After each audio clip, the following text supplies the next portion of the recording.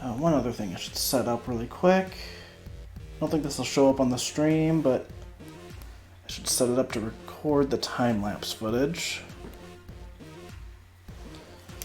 Okay, so let's see what our first request is.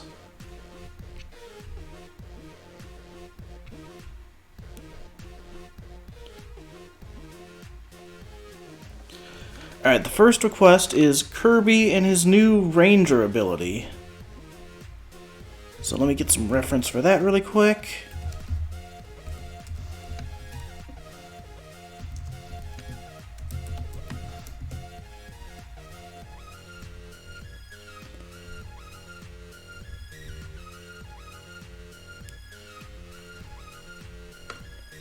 Alright, that seems pretty straightforward.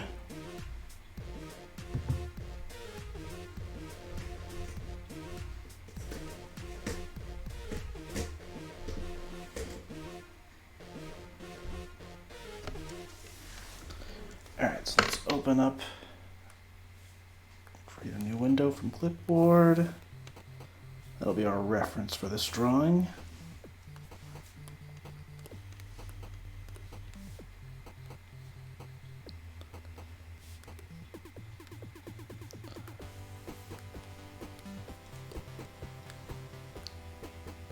Okay, that looks decently fine on stream.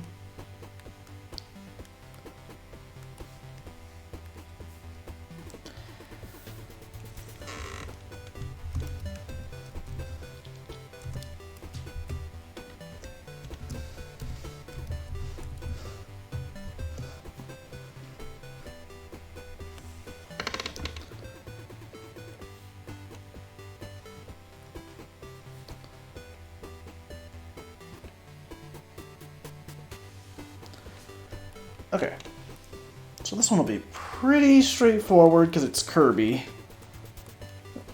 I could honestly just go like, let's get that.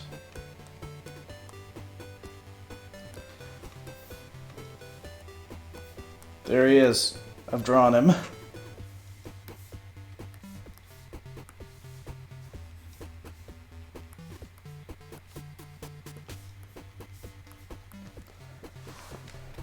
But no, we'll draw him for real.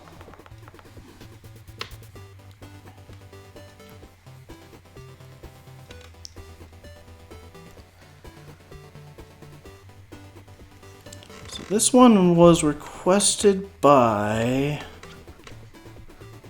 who was it? Okay, this was requested by TGB Hunter on Patreon. Now, let's draw some Kirby.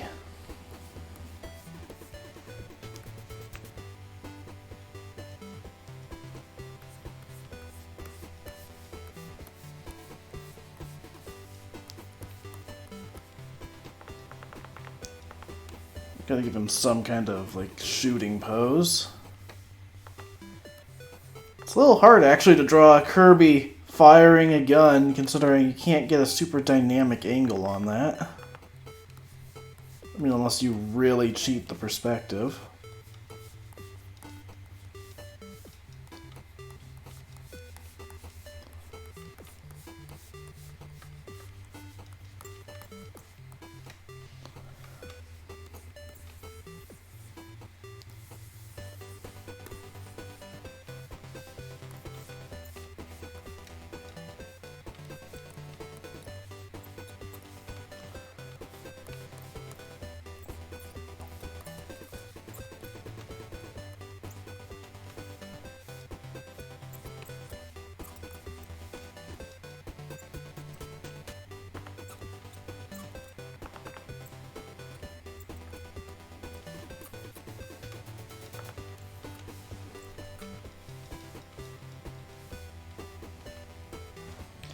And rather than a standing pose, how about we give him one where he's like jumping?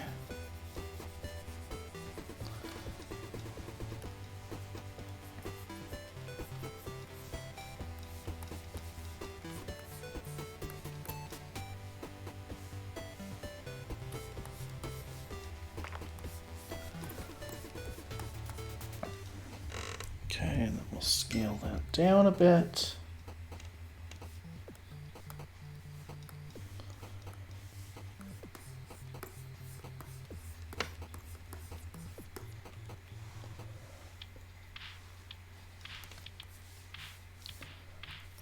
I still need to play Forgotten Land.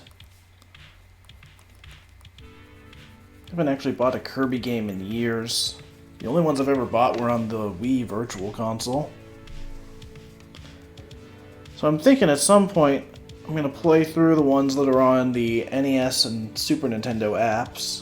And then once I'm done with those, maybe I'll play Forgotten Land.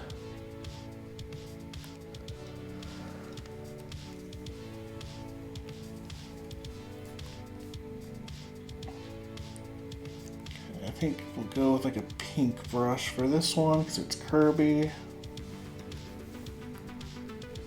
Oops.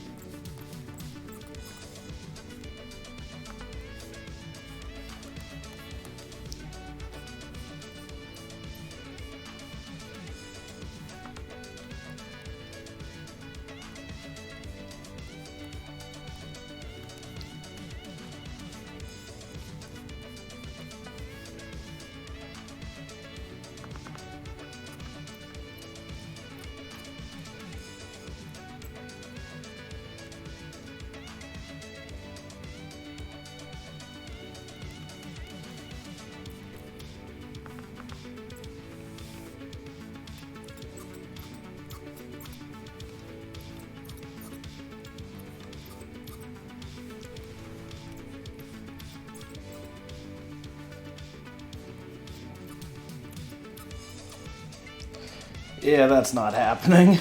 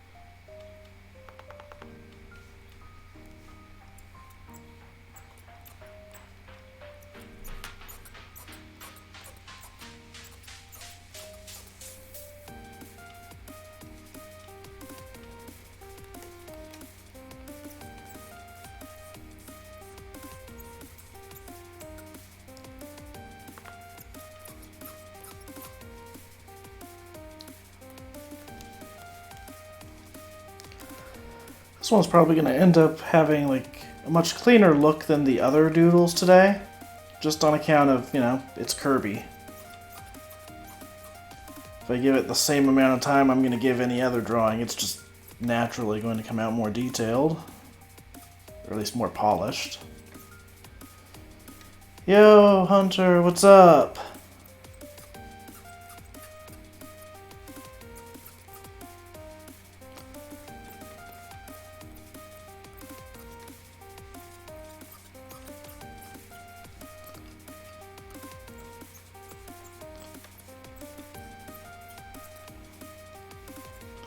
So right now we are drawing Kirby with his Ranger ability from Kirby and the Forgotten Land.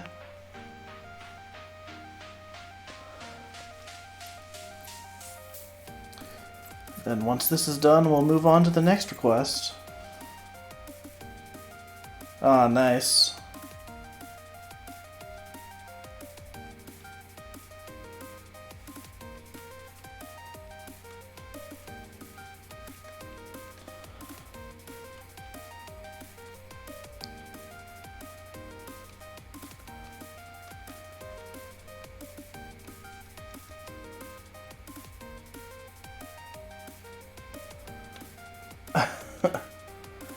Yeah, I'm not entirely sure what this gun thing is supposed to be.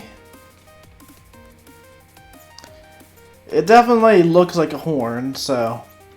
And I doubt they're going to give Kirby an actual gun that shoots bullets, so... Air horn is probably an accurate description.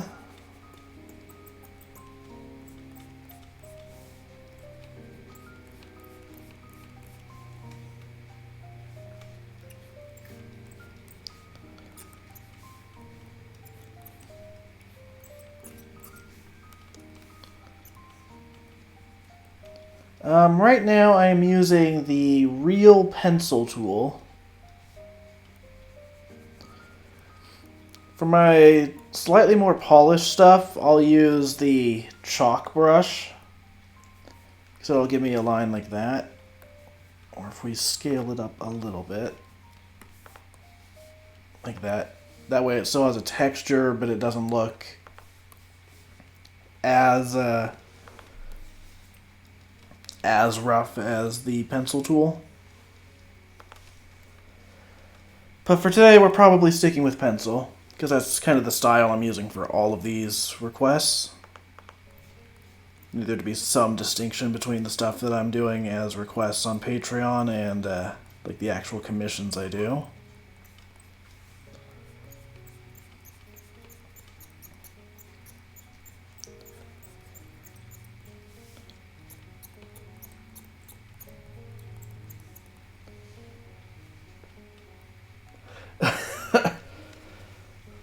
See, I'm just thinking of like the Mario and Sonic games. I think some of the later ones have like shooting as one of the sports. So Sonic's like, oh yeah, I'd never use a gun in Shadow the Hedgehog, and then by the time the Olympics roll around, he's singing a different tune.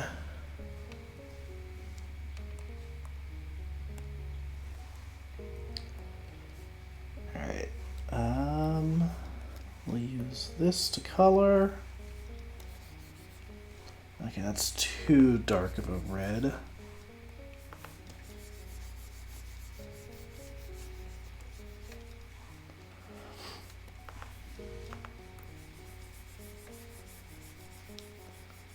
So this is still the pencil tool, just scaled up to 100 for the brush size.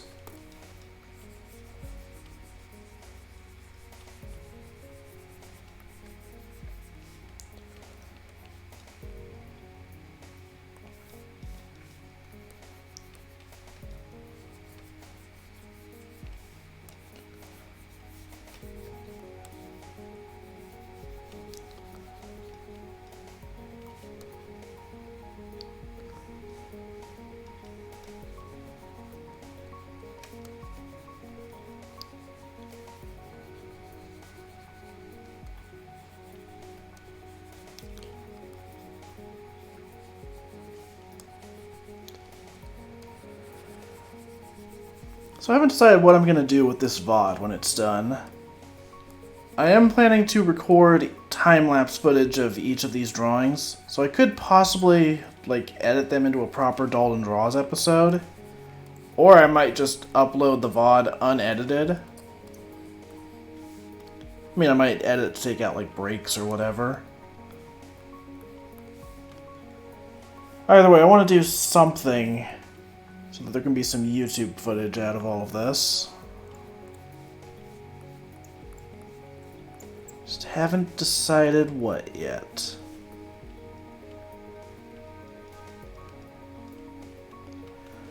Oh yeah, dude. Sooner or later I'll actually play Forgotten Land. Like, it looks so good. In fact, honestly, I'm thinking once I'm done with taxes I might pick it up. But tax season as a freelancer is not fun. I'll tell you that much.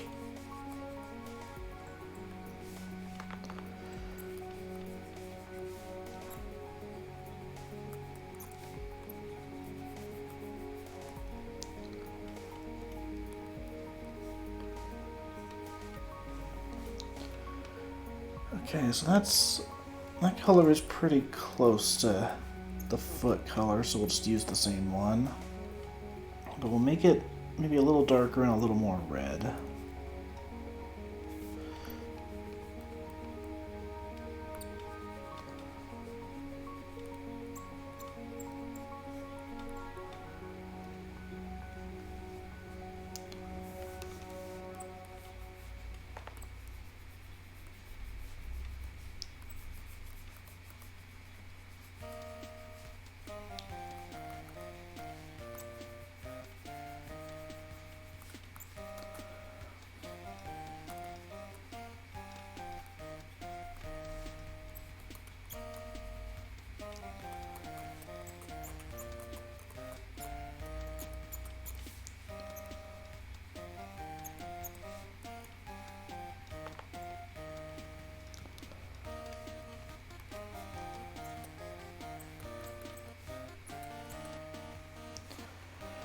Alright, there's the autosave.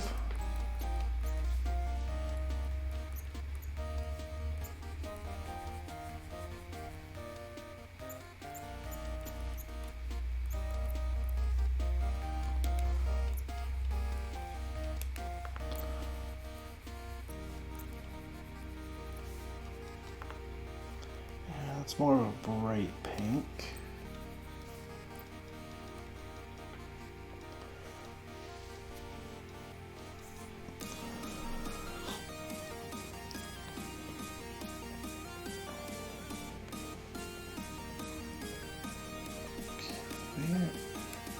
Do this.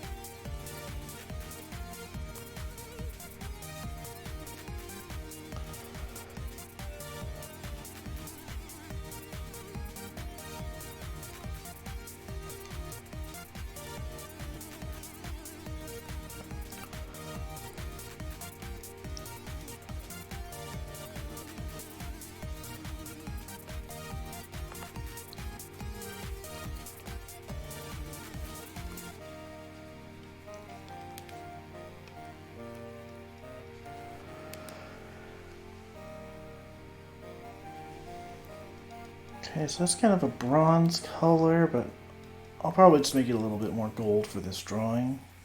I think that'll work better with the palette I'm working with. By the way, how's the music volume? Is it too loud? Too quiet?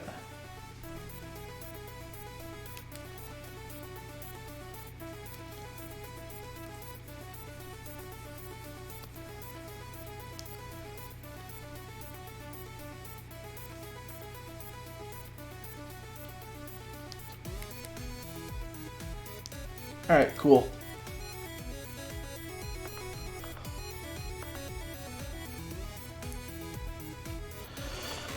Okay, let's see.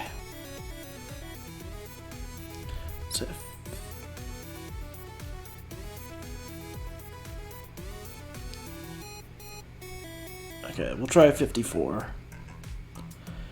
That should be a subtle enough difference.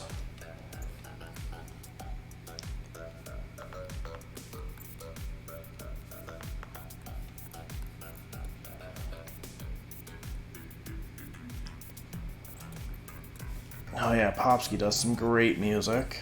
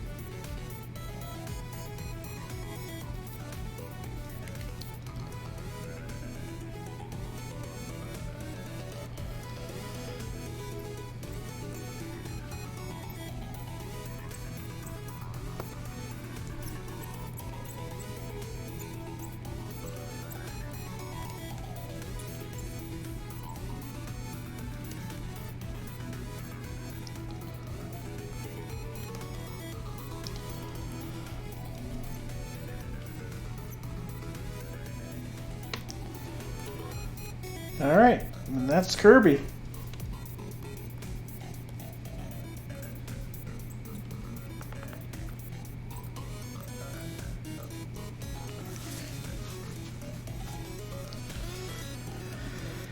Might move this down slightly on the canvas.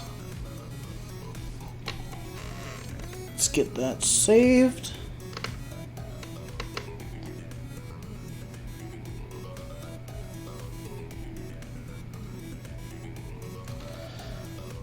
And we'll save this one as 02.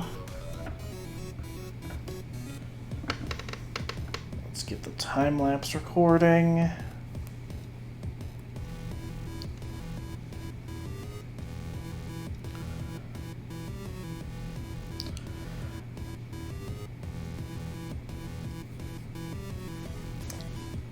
Alright, so the next request was for Z, Kabu, or Leaf from Bug Fails. For Bug Fables, not Bug Fails. Okay, let me look up these characters really quick.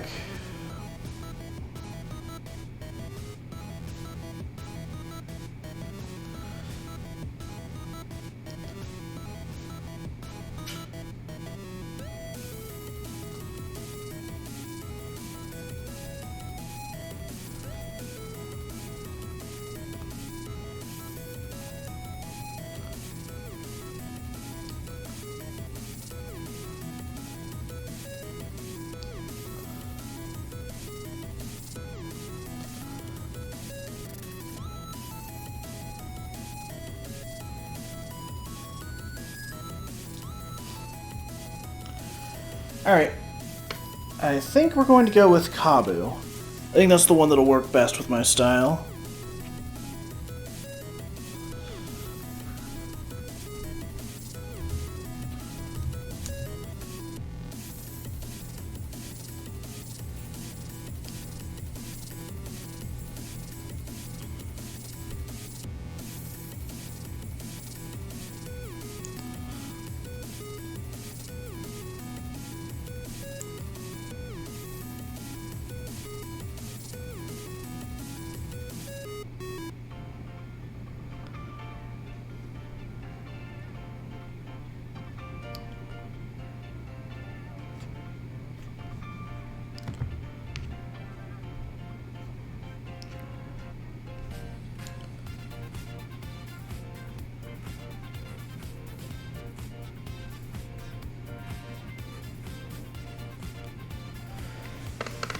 Alright, got my reference.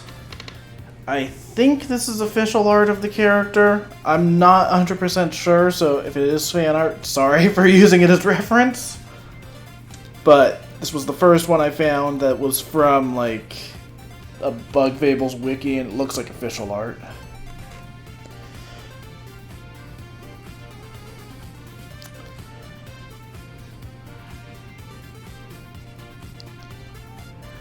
Okay, quest number 2.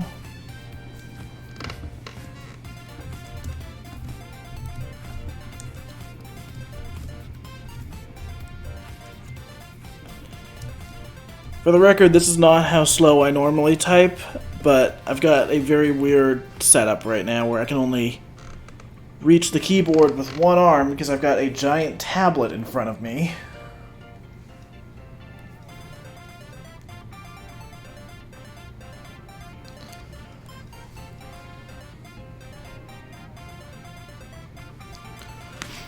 Okay, let's hit save. Yeah, I've never played Bug Fables. I've heard it's great, but I don't know. I'm not a huge Paper Mario fan, so I wasn't rushing out to get a new game in that style. I know a lot of people were, though.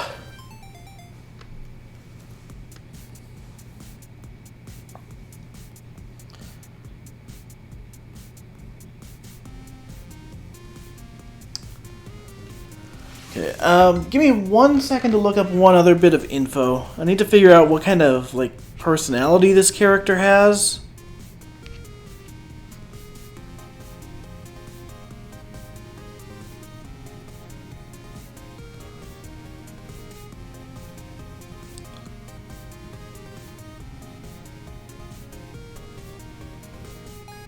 Okay. Alright, I think I know what kind of pose to draw for them then.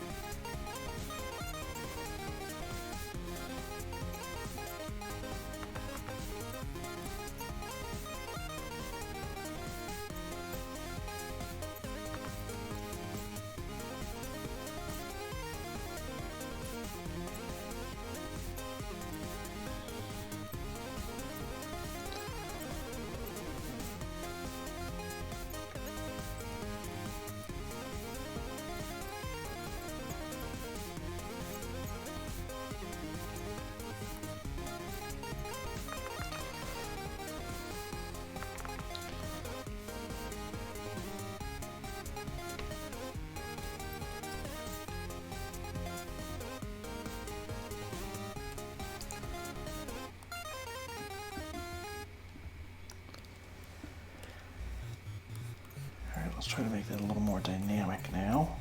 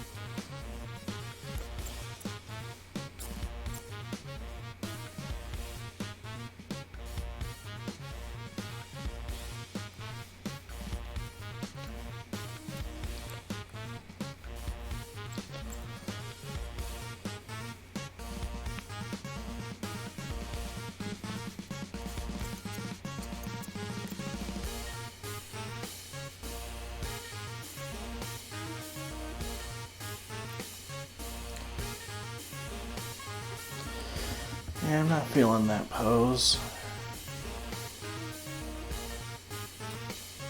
Maybe more like a side view would work.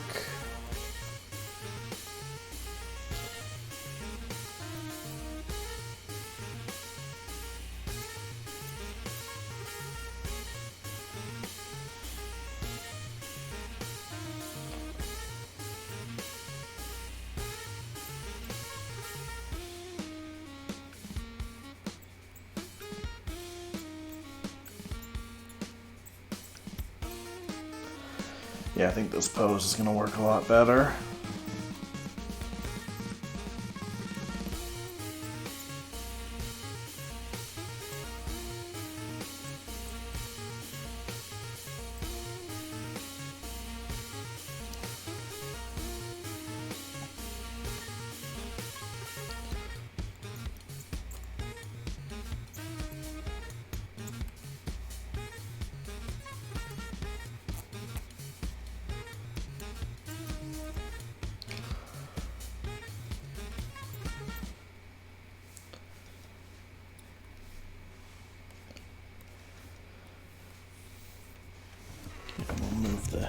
head back. Yeah, there we go.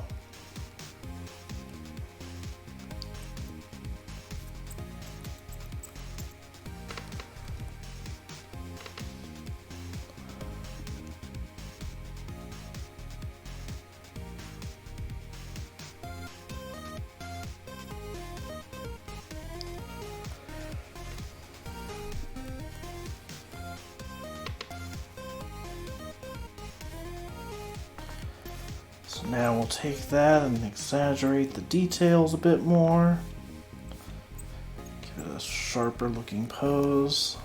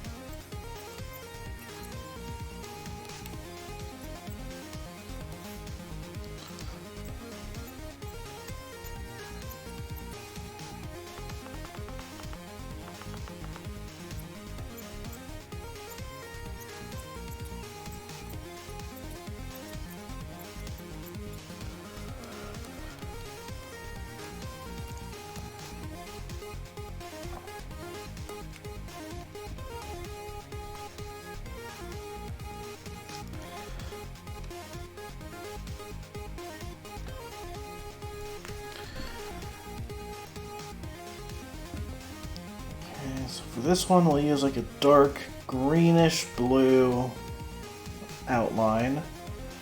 More teal, I guess.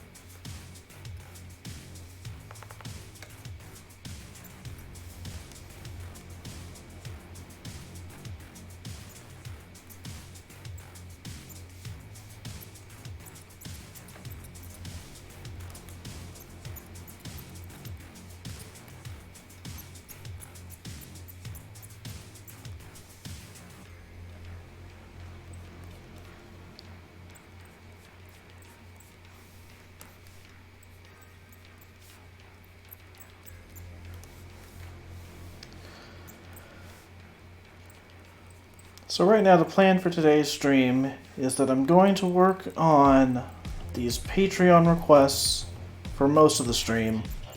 Then if there's any time left after these are done, I'll open it up for Twitch subscribers to make requests as well.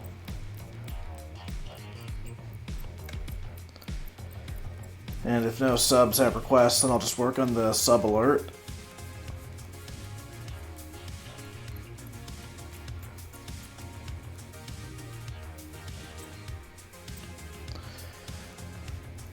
Speaking of which, I've got a few alerts that I've been working on that are nearly done.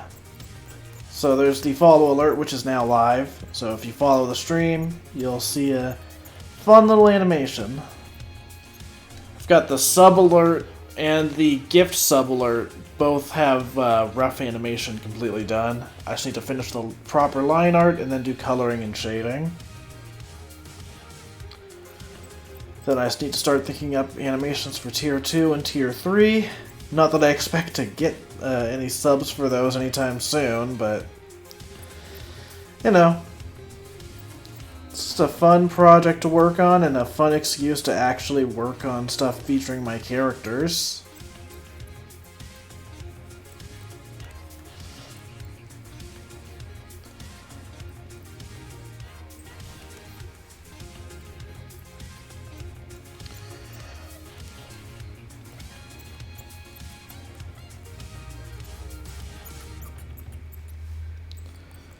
Once I'm finished with my current big project, I'm probably going to start streaming work on Smash Time, as in the comic. Because I want to bring that back during April.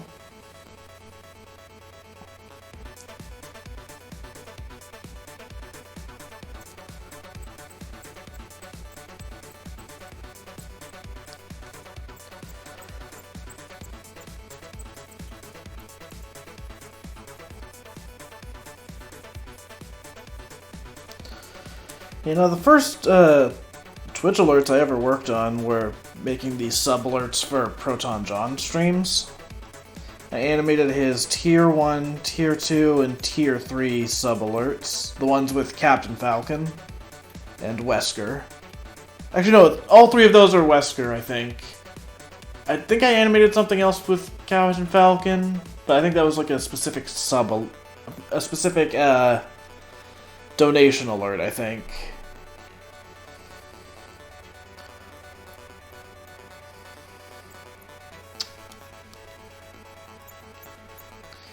Yeah, that was my first experience doing any Twitch sub animations.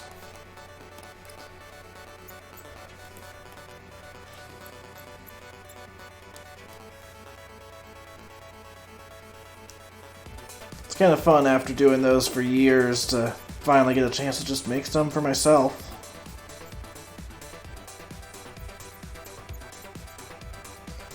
Oh yeah, I did Mondo Cool, the one where it's Vegeta with his, like, cool guy pink shirt doing a skateboarding trick and being like, "That's right, boys, Mondo Cool."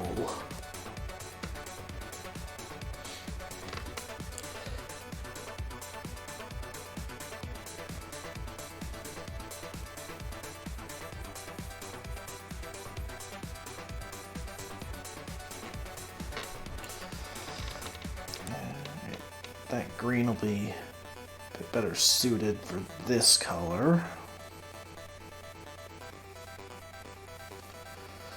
So for all of these, we're going to be using this same kind of coloring style. Again, I gotta have a distinction between, like, the stuff I'm doing as requests for patrons versus, you know, commissions where I'm, like, doing, like, super polished, high-quality art. Not to say that this isn't high quality, but it's a very different style.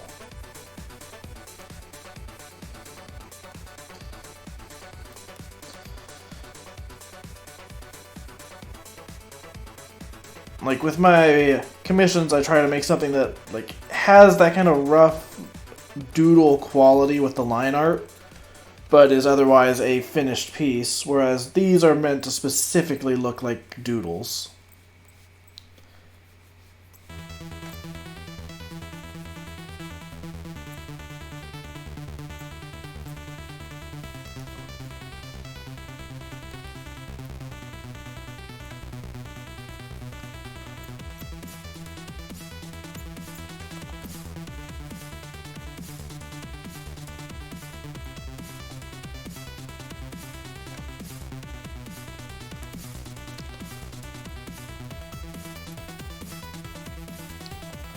This sounds like something out of Blaster Master.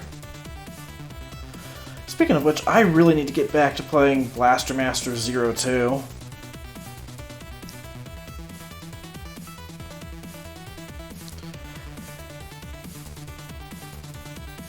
Actually, I need to play 03 as well. I've got it downloaded, I have not had time to finish 02.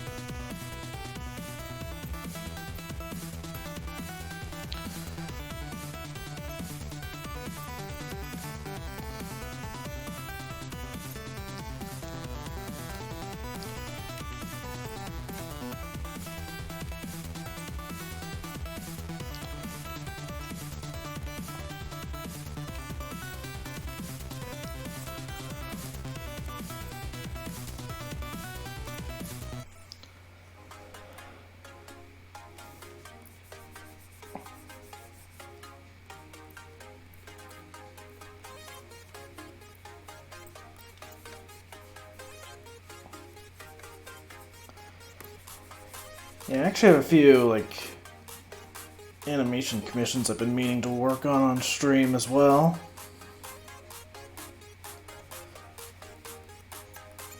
Should have more time for those pretty soon. As soon as I finish up one of my projects that I've been working on. Don't know exactly when that's going to be done, because animation takes a long time.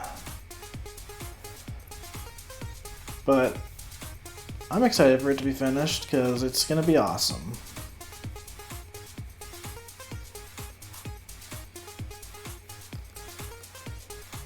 Other stuff I've been thinking about is I want to do a raid video where it's like I animate a fight scene where like the Smash Time cast fights a bunch of Twitch themed robots. I think that could be a lot of fun. I've actually got a Smash Time animation that I'm planning to get finished this year. It's one that's been in development for way too long, because I keep adding scenes to it. But this year is finally the one where I'm like, okay, you know what? We're gonna add an intro to this video, and then that's it. Nothing else. We're done. It has to be over. Because, I've had the next, big Smash Time short planned for, years now. I've had a script for it. I've been working on storyboards. But until I finish, this current small one that's just been taking forever, I can't get invested in working on a bigger project.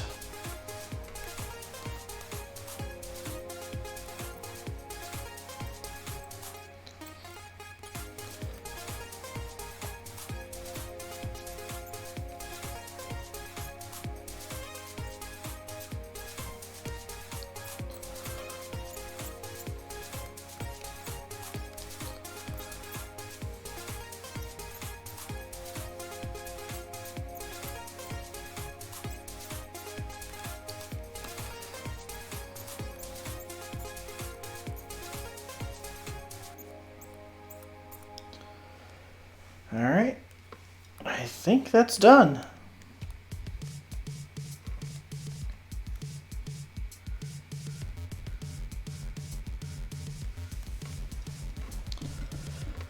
You know what, maybe let's take the line art color, if I can find it.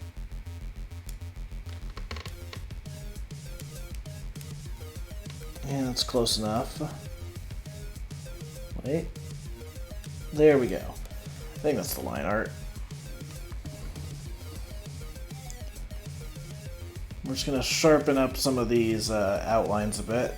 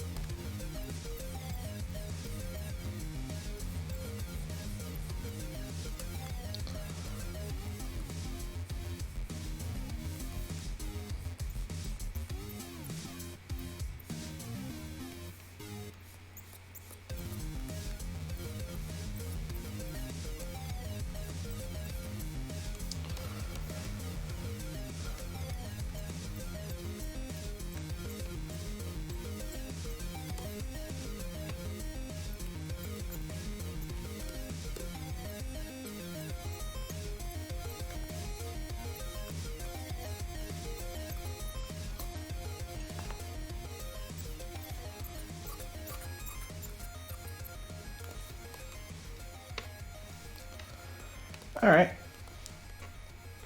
Nice. So let's get that one saved.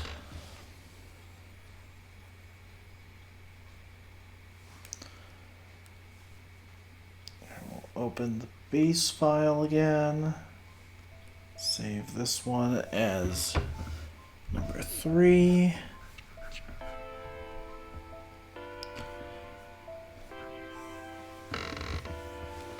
Let's get the time-lapse recording again. Alright, let's see what we've got for number 3.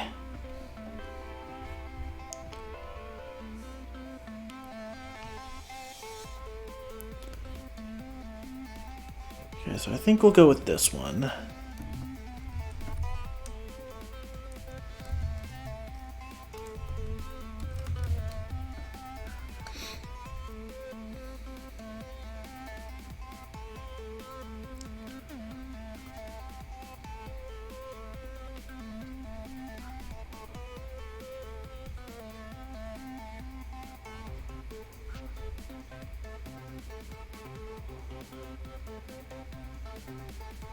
Well, that's not a useful reference picture at all.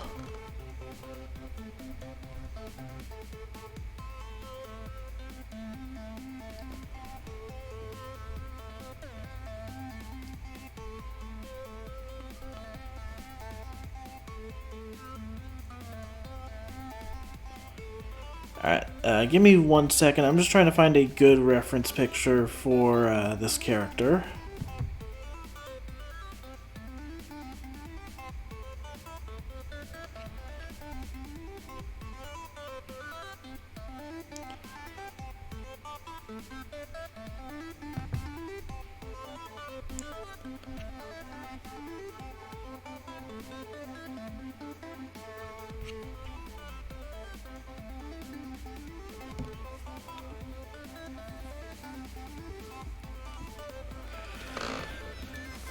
Okay, so I found 2 potential pieces of reference to use for this, so we'll use both.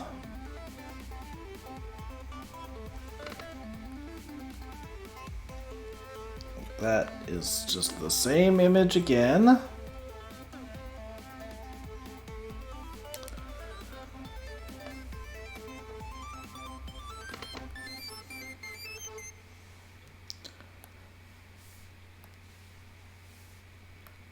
Okay, we'll get that. So we're going to be drawing Will from Illusion of Gaia. This was requested by, I believe, was it Bubba on Patreon? Yeah, Bubba S. Walter requested this. So we're going to be drawing Will from Illusion of Gaia. So trying to find reference was actually kind of difficult because this is the closest thing I could find to reference from the original game's artwork. And then Giant Bomb had this image, which I don't know what game this is from, but I've seen it in a few places. But you'll notice the designs are very different. Like, I mean, they've got the same elements going on, but yeah, I don't know how exactly I'm going to do this one. I think I'll combine elements from both. Kind of like what I did with a Ryu Hayabusa commission from a few months back. I combined elements from his classic design and his reboot design.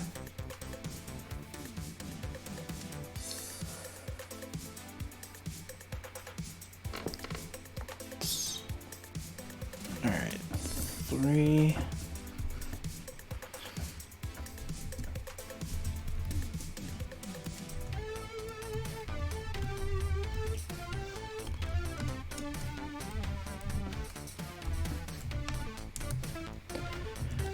Trying to type on a keyboard one-handed is not easy.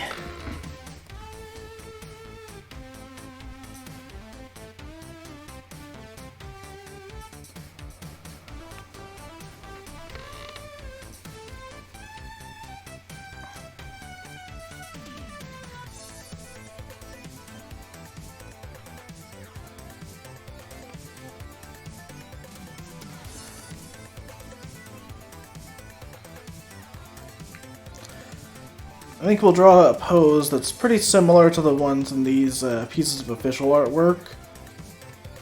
I'll draw it from a different angle, so I'm not just redrawing official art, but we'll do a similar pose of him holding up that flute.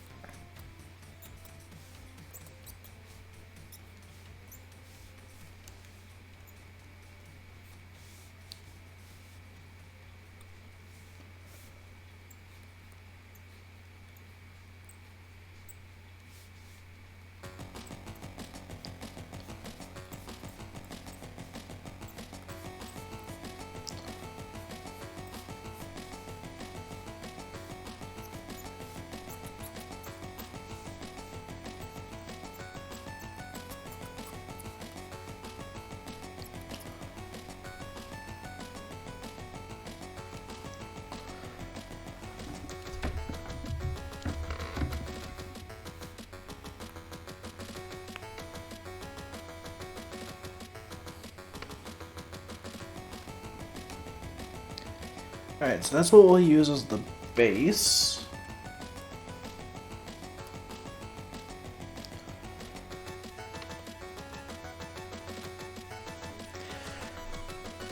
And actually, you know what? Before we start this one, we've been going for about an hour, so I think I'm gonna take a quick break. We'll run some ads, I'll get up and stretch and grab a drink. And then when I'm back, we'll continue with the third request. So, we'll be back in a few.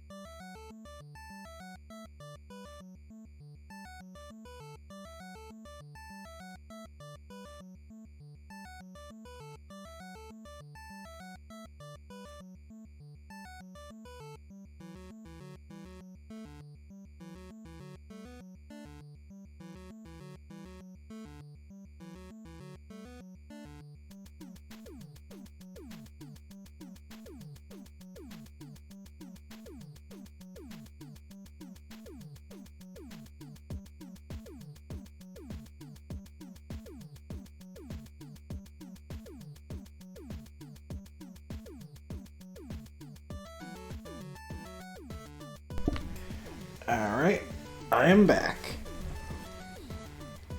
And with that, let's get back to work.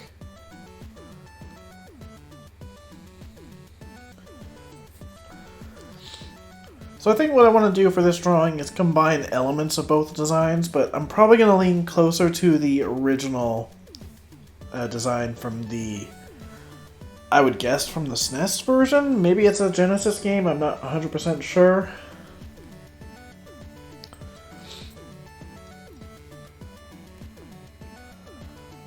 Let's swap to a blue brush for this one.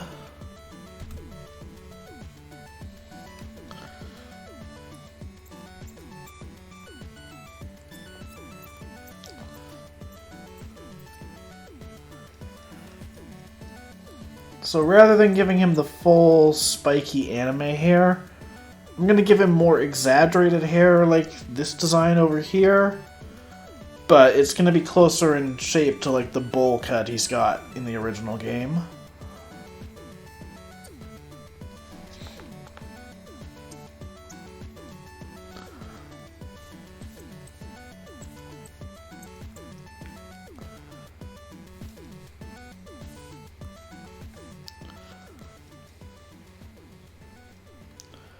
I wish I could get a good look at what his face is supposed to look like in that redesign, but the flute is right in front of it. That is not a good thing to have in your official artwork.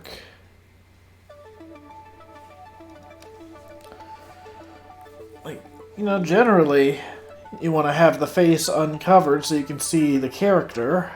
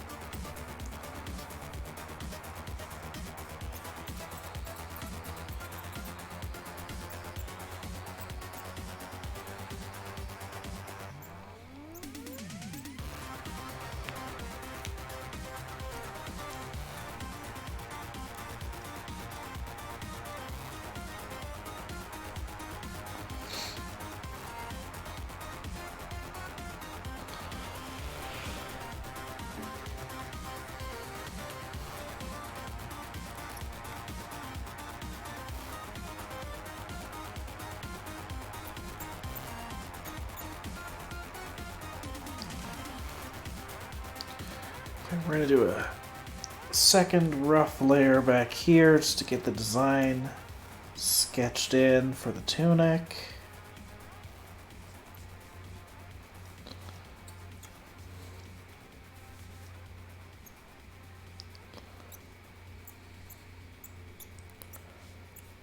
The face is detailed enough that I'm just gonna use that for the final layer.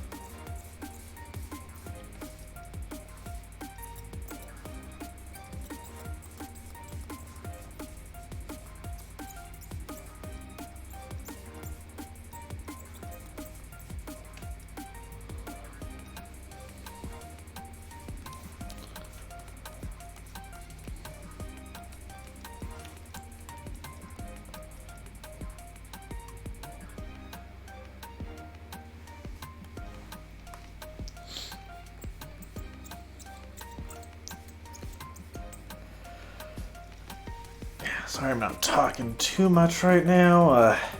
Feeling a little congested. Probably just the pollen that's been out recently. Because I definitely have an allergy to that stuff. It's not fun.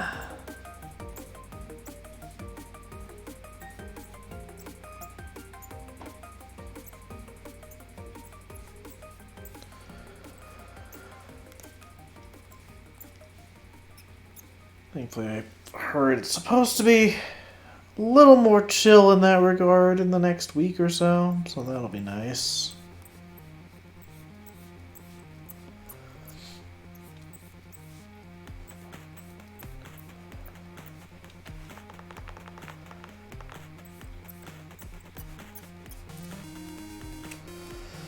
Thankfully, we've got some pretty hype Popsky music to listen to while I'm focusing on the art.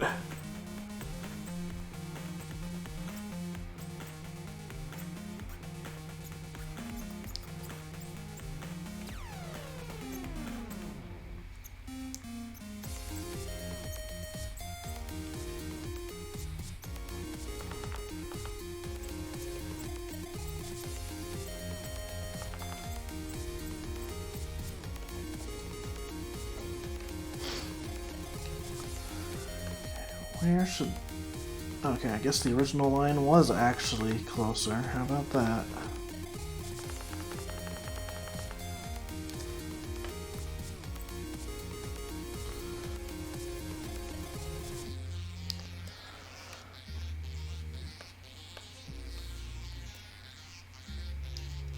Hang on a second.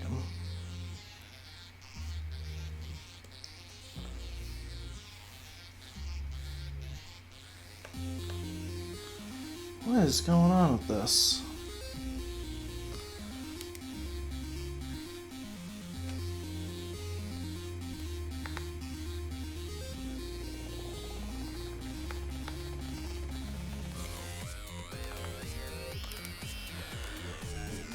Give me 1 second.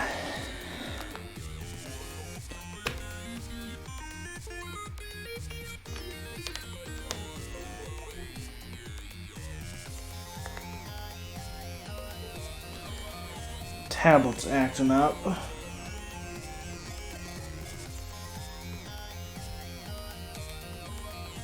Why is it stuck like this?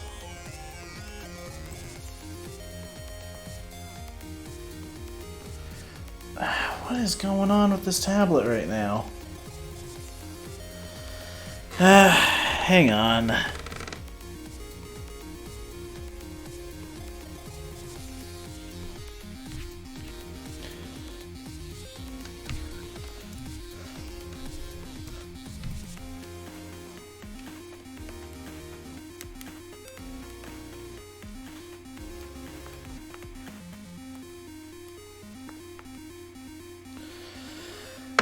Okay, I think I need to...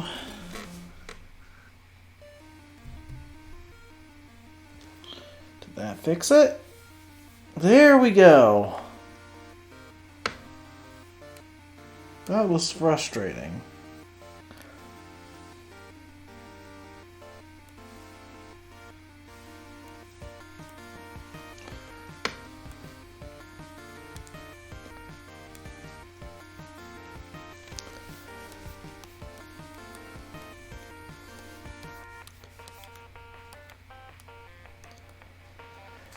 I pressed some button at the wrong time and it got stuck acting like I was holding Alt.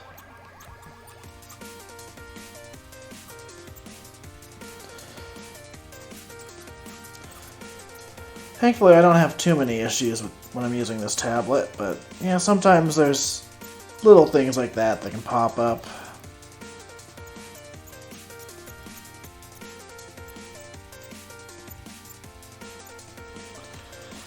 Okay. So that's about where it should go. This one should go to about here.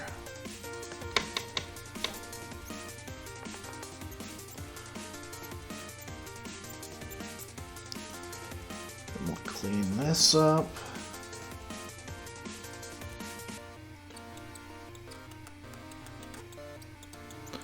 I remember using recorders all the time when I was in elementary school. It's like the main instrument we used in the music classes.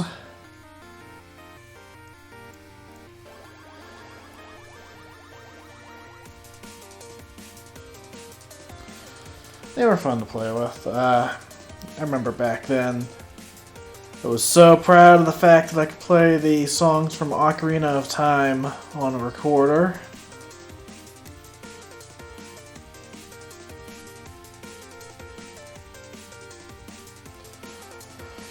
You know, at some point I want to get one of the, like, replica Ocarina of Time designs. Those are cool.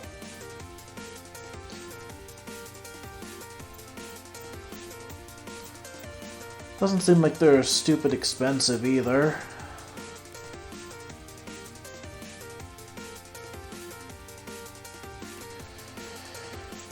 Again, another thing for me to look into once tax season is over and I don't have to be worrying so much about money for a bit. I mean, money's pretty tight as a freelancer anyways, but tax season is especially rough in that regard.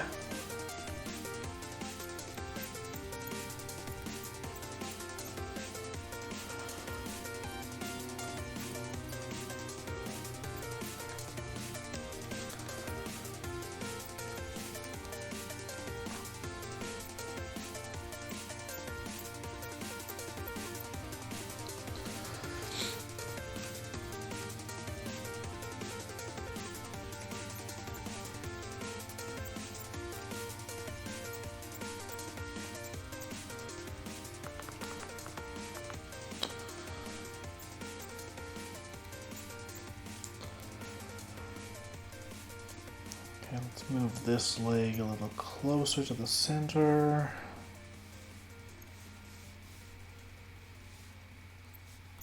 There we go.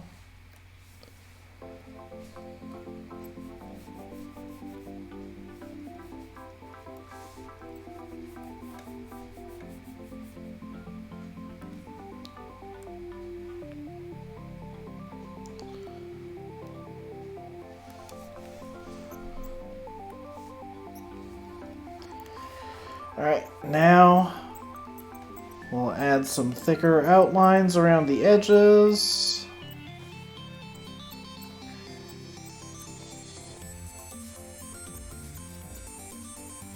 And we'll do a quick round of coloring.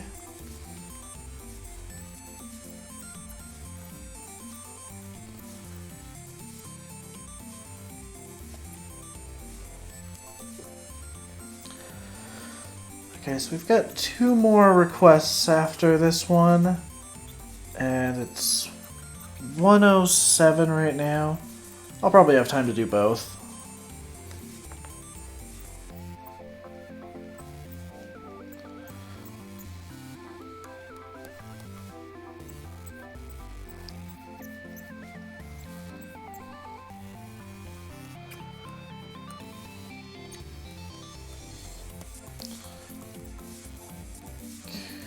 Okay.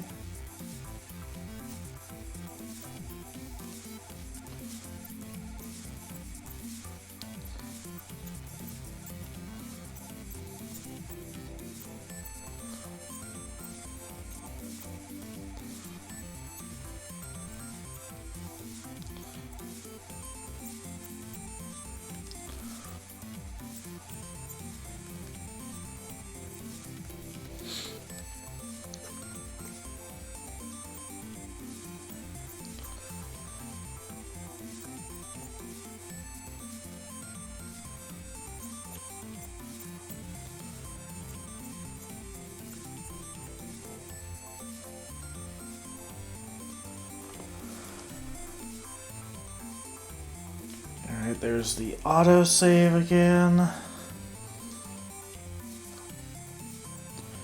Autosave is such a useful feature that always shows up at the most inconvenient times. But, and I'll say this every time, like, I'll take that over how often, like, using an Adobe product, it would crash and just lose everything I worked on. God, I do not miss working in Adobe Animate. That program is awful. And, like, the other options are somewhat more expensive in the short term, but they're more valuable in the long term, both in terms of, like, the quality you'll make, and also just how little issue you'll have with those programs. Because Clip Studio is fantastic. It's so good. And I have a lot of friends that use Toon Boom for animation, and like they insist that it's amazing. I'd like to try Toon Boom, but it's a little too expensive for me. Maybe someday if the Patreon ever really took off, that would be an option, but Toon Boom is like $50 a month for the version I would want, so yeah. I don't know if it's 50, it might be 30 or something. I just remember it was expensive enough that I wasn't going to be able to do it, so yeah.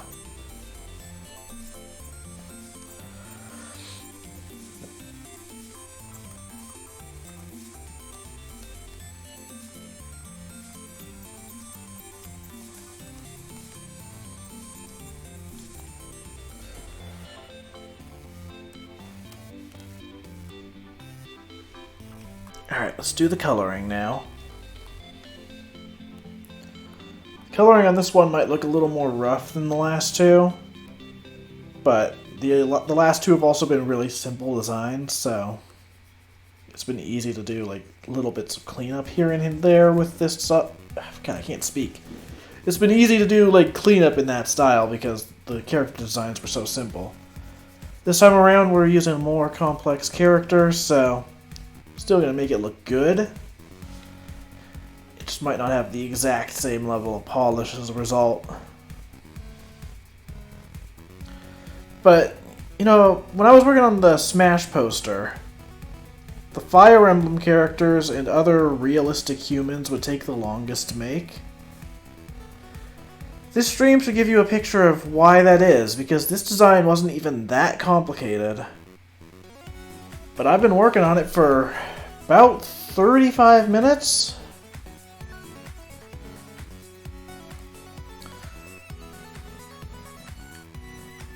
Before I'm even doing any coloring on it.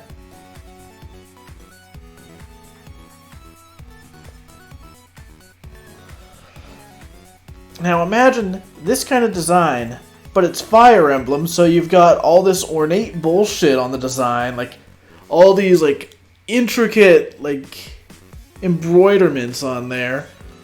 So these gold trims and characters having like different sleeves and all sorts of nonsense like that.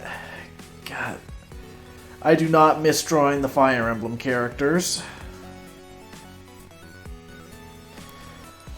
Like, I don't mind their inclusion in Smash Bros. They were just a pain in the ass to draw. Every time. And then Pyra and Mithra came along and made them look like they were the easiest characters in the world to draw. God, that recording session was awful.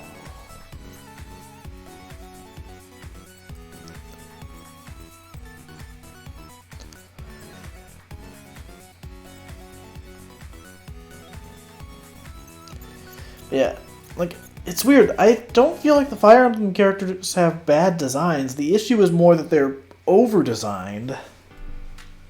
They've got all this unnecessary nonsense that, like, just clutters up the designs. They look good in the end, but when you're having to draw them, it's like, oh god, why is this here? What is the point of this? What does this part add?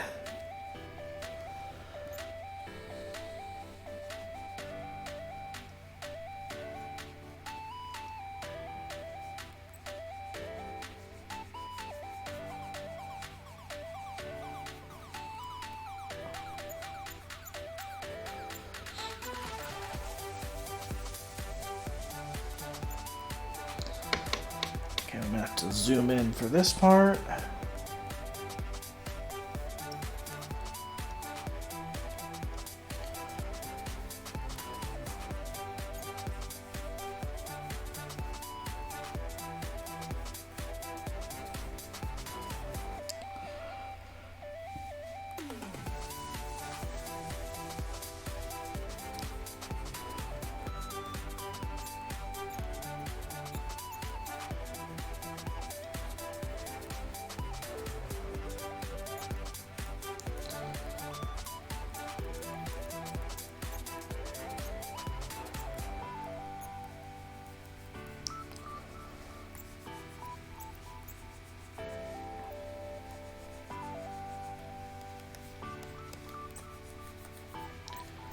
I'm trying to do more stuff in this kind of style. I've just been realizing that I feel like, every artist seems to have their niche for how they draw stuff. And for me, I feel like I need to start embracing this, like, sketchy, colored pencil kind of look more.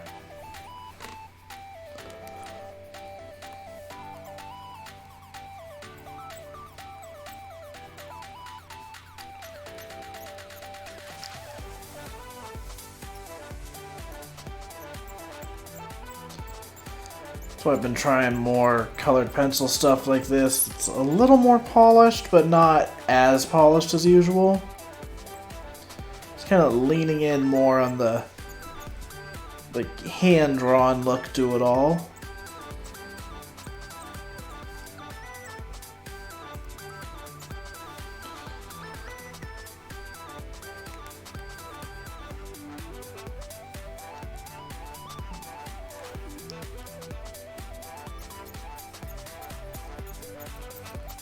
Okay, we're gonna use the red trim from the updated design.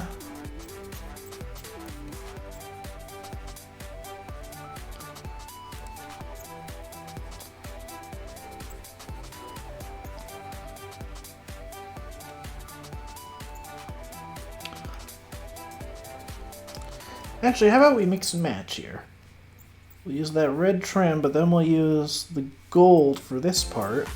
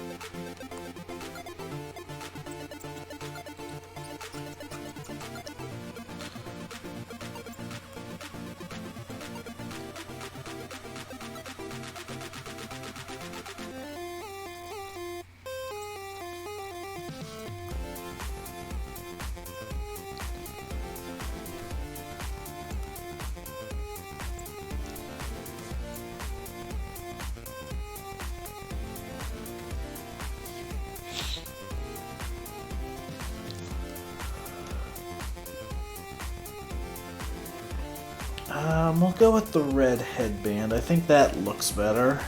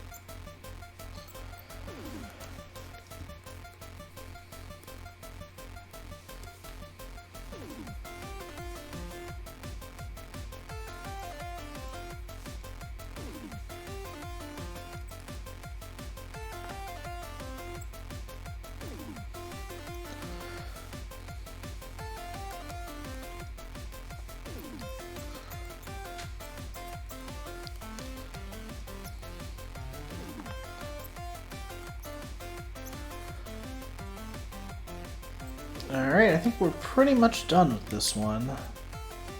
Just gotta finish the belt here.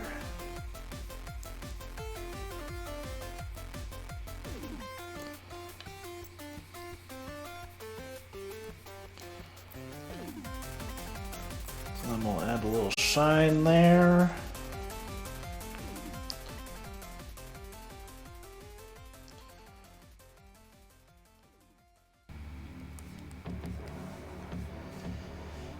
Okay, let's add like a little pink and a little blue to the shine on this belt.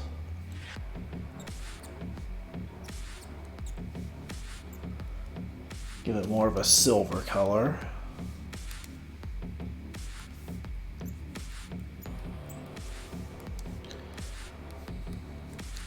You know, I like how I said, oh man, the coloring on this one isn't going to be as detailed. It's probably the most detailed.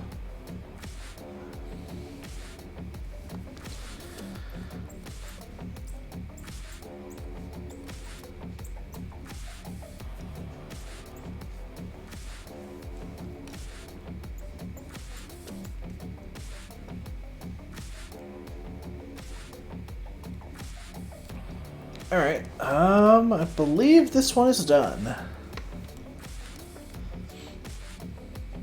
So let's get that saved.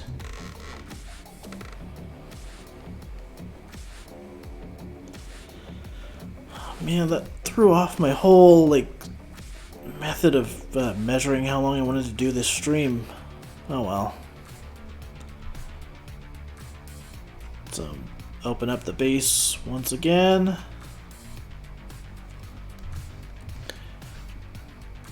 I think we'll at least do this fourth doodle, and then I had one more lined up, but I might do that off stream at this point.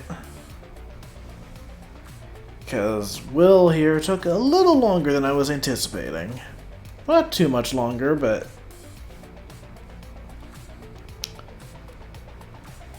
Alright, let's see.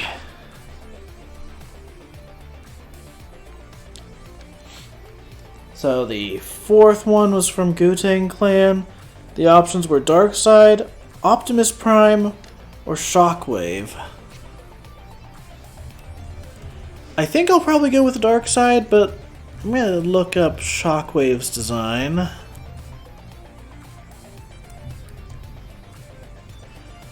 Is that another Transformer? Alright, yeah, I think I'm gonna go with Darkseid then. It would be fun to draw Optimus Prime sometime, but Transformers are very complicated designs.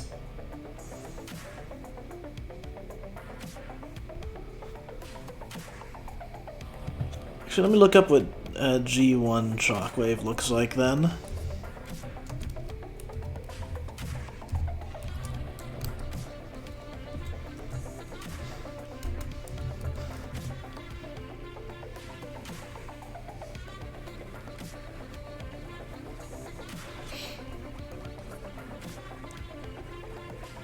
Huh, that is a cool design.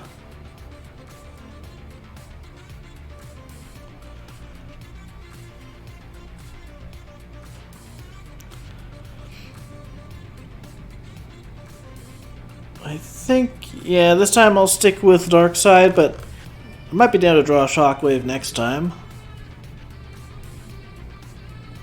Actually, you know what?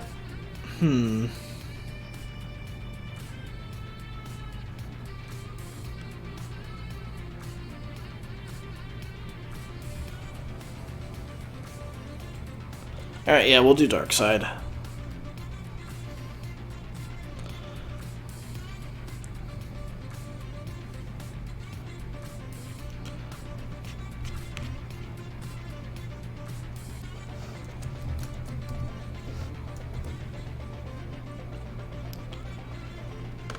I could just draw his DCAU design where it's just him in like a freaking leotard.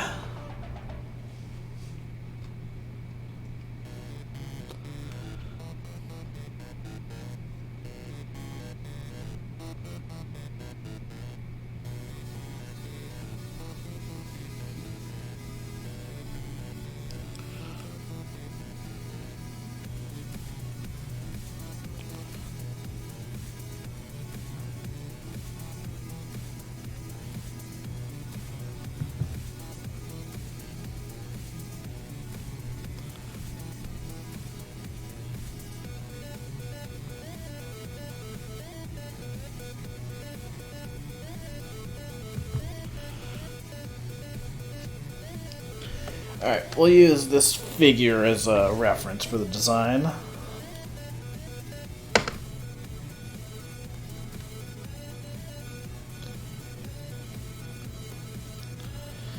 I'm probably going to include some of the details from another design, like the Omega symbol, and there was like one that had like a red glowy spot in the center of that Omega symbol.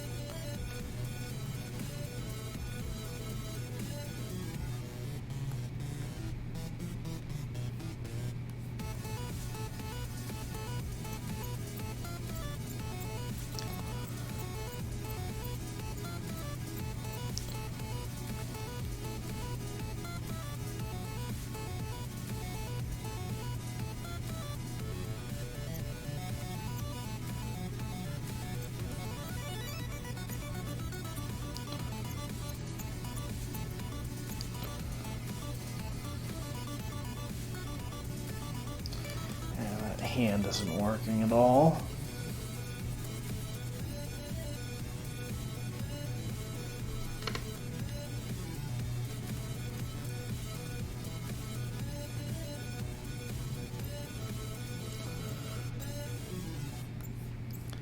You know, I could look up the design I used whenever I drew Darkseid in that animated history of every Green Lantern video. That was a fun video to work on.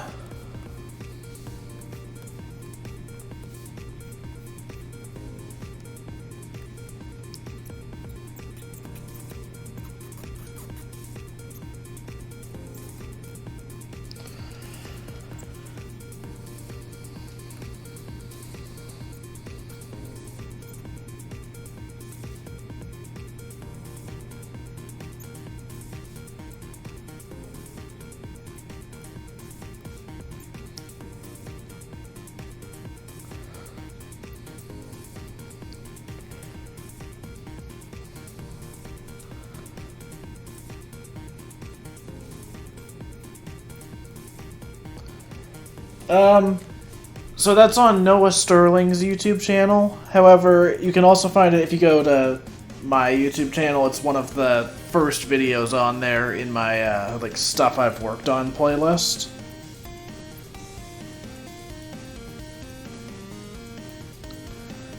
But yeah, that was a video where, in a very similar fashion to that other, like the Marvel video I did, the animated, the like summary of that one Captain Marvel comic. It's a very similar style of writing, but this time it's more of like an overview of like, hey, here's all of the Green Lanterns, or at least all of the ones from Earth, because there's a ton of other ones if you don't count just those. Okay, I need to not draw Darkseid with a little baby face here. It's looking less like Superman's greatest enemy and more like an upset toddler right now.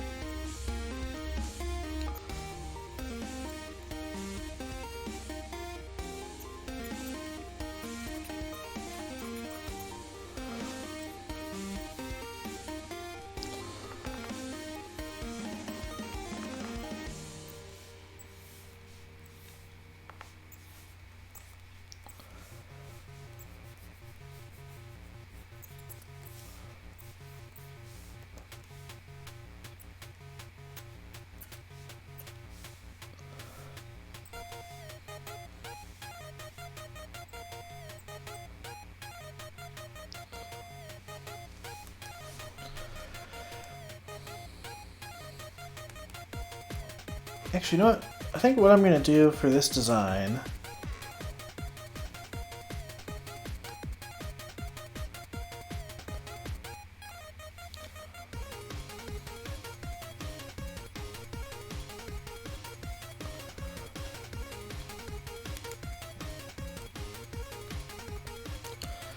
Let's bring in one other piece of reference.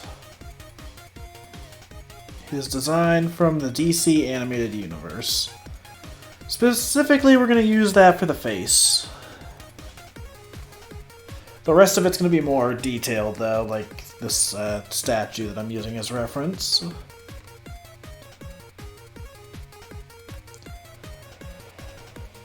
Oh, that's cool. I never had too many superhero toys as a kid. I had one that was like a Bruce Wayne action figure.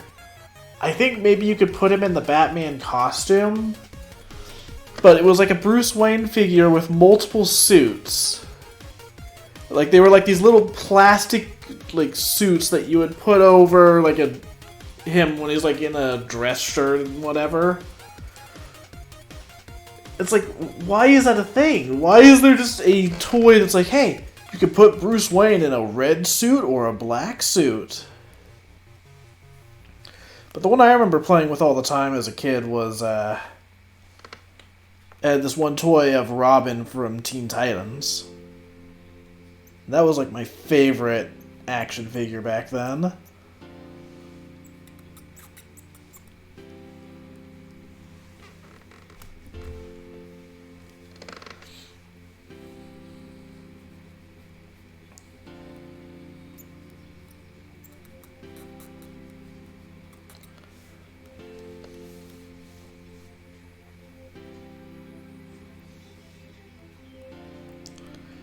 Let's give him more of a smug, confident-looking face.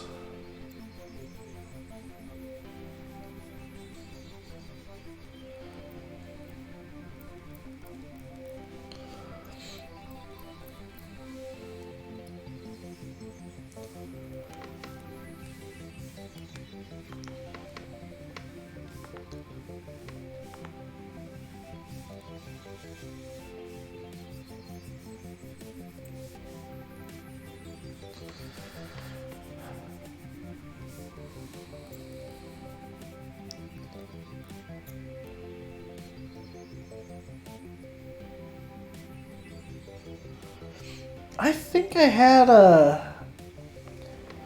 I know that says Iron Man, but it just reminded me. I think I had an Iron Giant toy back then, too.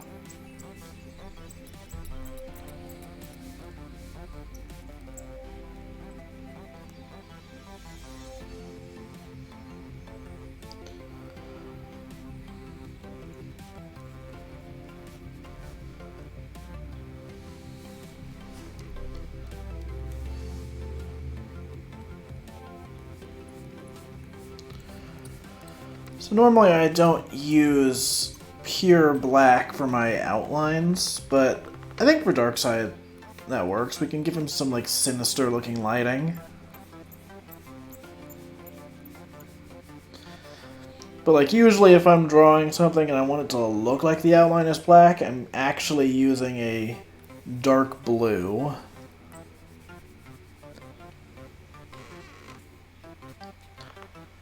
The result is kind of similar, but I don't know, I think it looks a little bit better when you're not using, when you don't go all the way to the darkest possible outline, because, you know, then you can, like, have a little more variety with the outline colors. You can brighten it up or darken it a little bit more when needed.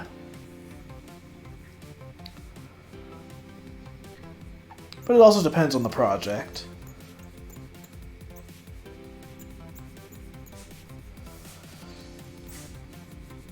Okay, we're gonna do a shape like that for the face.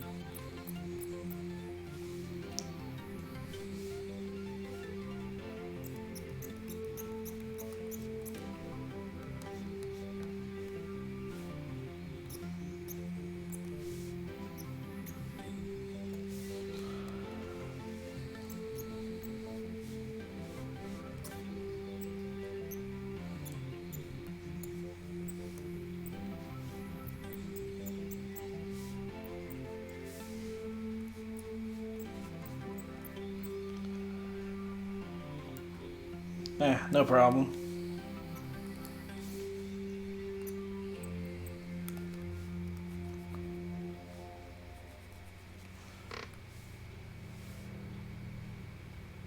Ah, shit. Forgot to record the start of the time lapse. That's fine.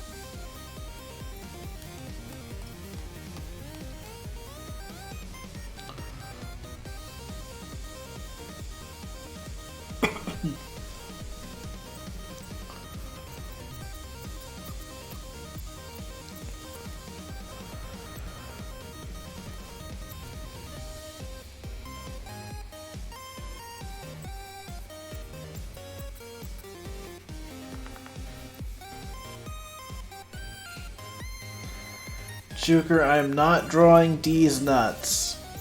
That is a request that I will not take.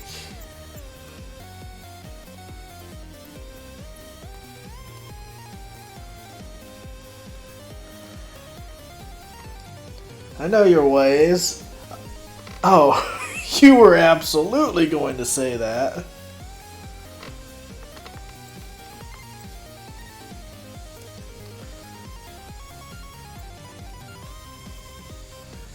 Alright, then what were you going to say, huh?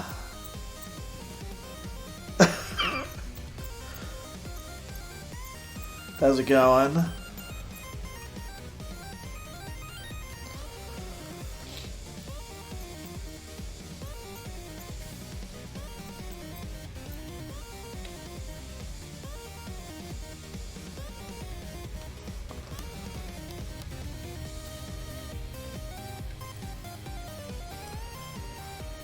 Oh, that'd be fun.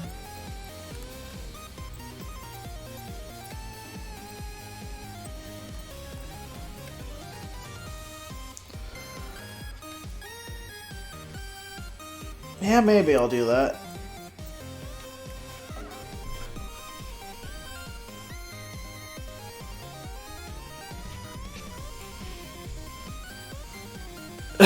I'm not allowed. How dare you?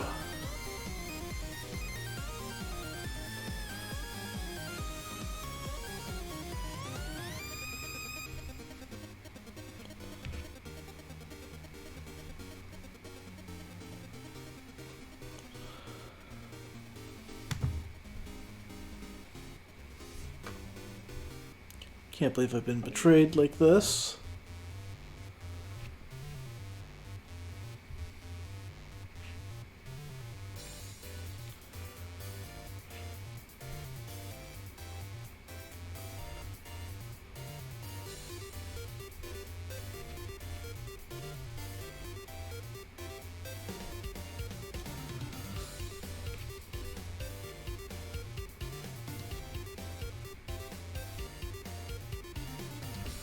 Actually, now that I think about it, is there any way to specifically tell who is... is there like a subscriber list on Twitch? Because right now the plan for this stream is, I'm just drawing a patron request at this point, but next time I'm probably going to be doing sub and patron requests.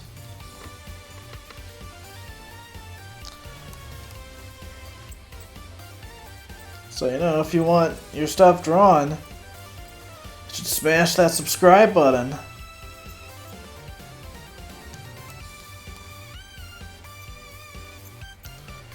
But I think for today, we're just going to stick to the last two patron requests I've got and then call it for the day.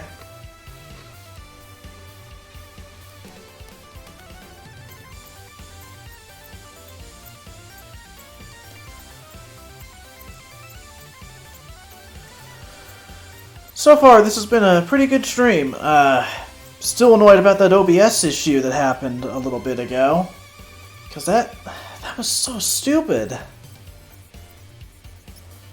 But, whatever.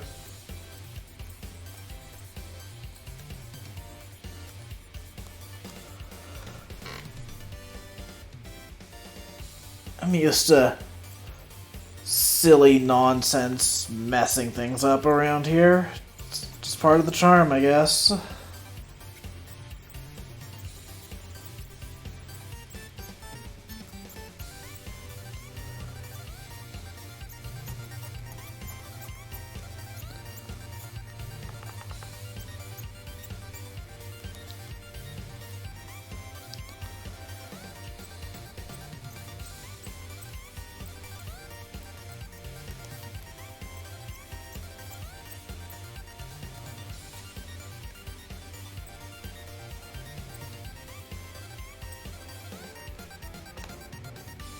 Oops, wrong button.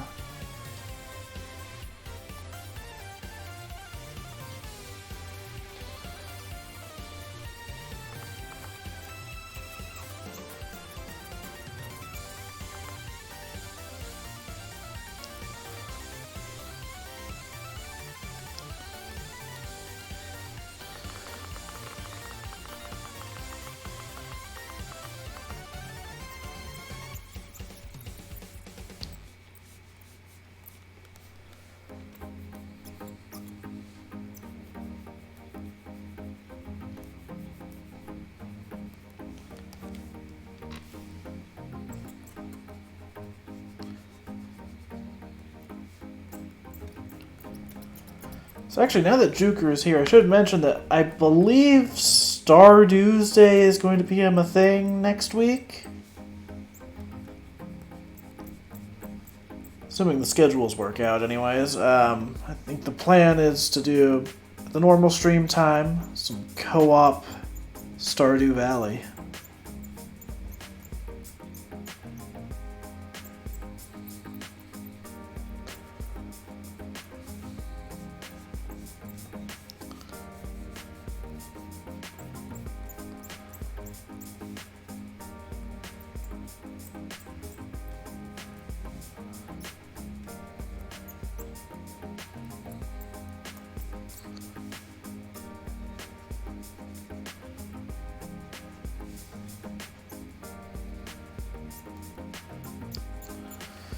Been looking forward to getting back into co-op Stardew Valley. Haven't played that style of it in ages.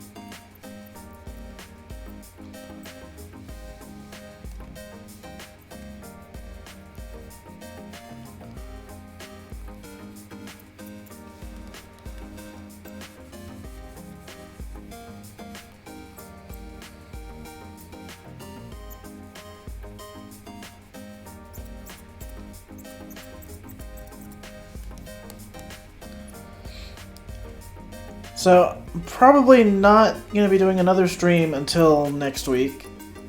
Tuesday is when Stardew Day will be. Not sure if that's going to be a weekly thing or an every other week thing or an until we get bored thing, but I'm looking forward to that.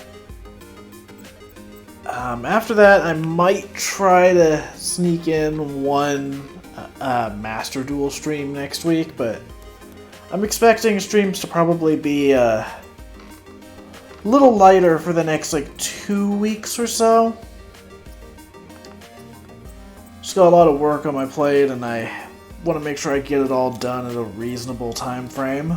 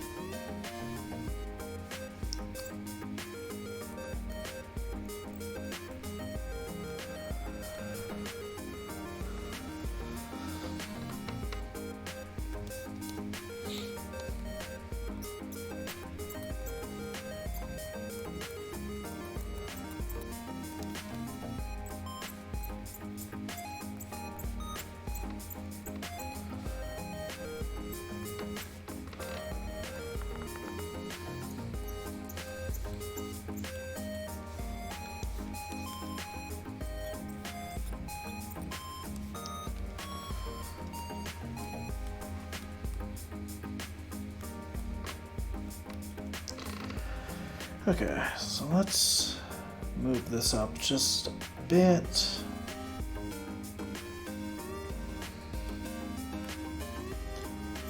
Quickly fill in some of these gaps here.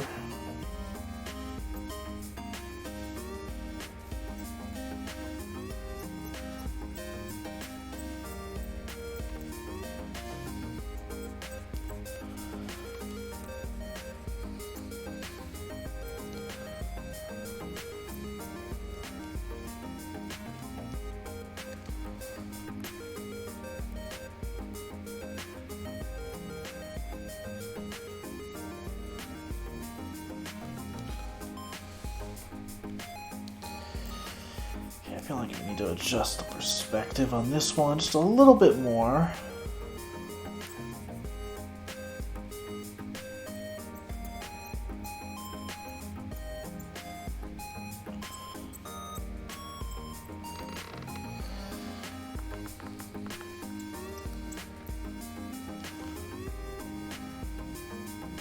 Yeah.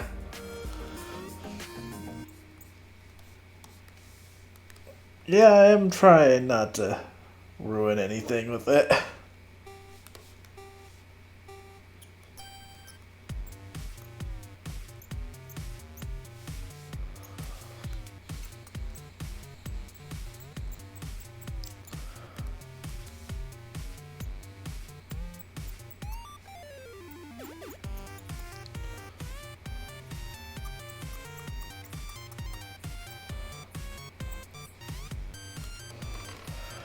Alright, let's move on to coloring.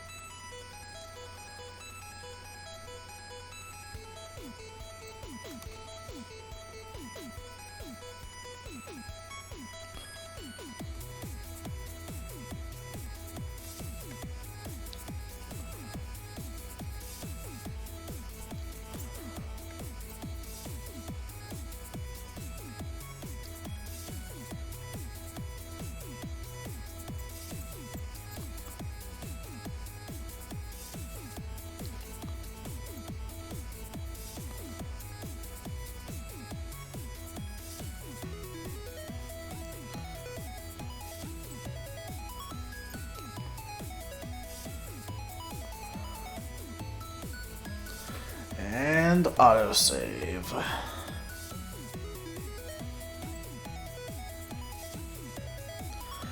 I don't think the pop-ups for that are even showing up on stream because it's just recording the base window. It doesn't record any of like the extra stuff like that. But if you ever see me just stopping for a minute, that's probably what it is. Either that or me just checking on the status of the stream. Speaking of which... Alright.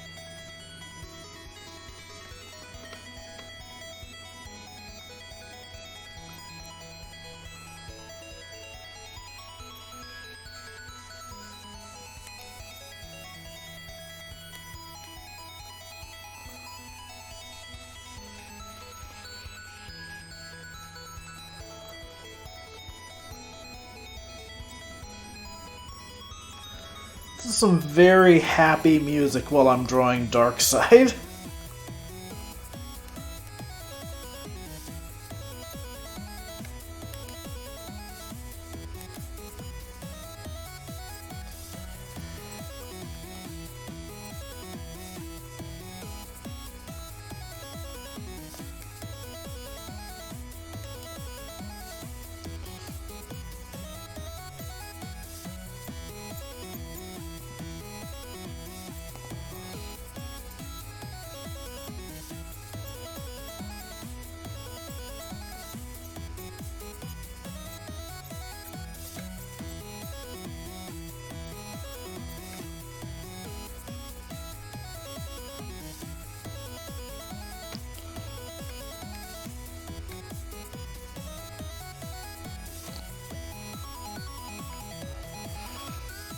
I still love that in the DC universe, it's canon that Santa not only exists, but he goes to give Cole the Darkseid every year.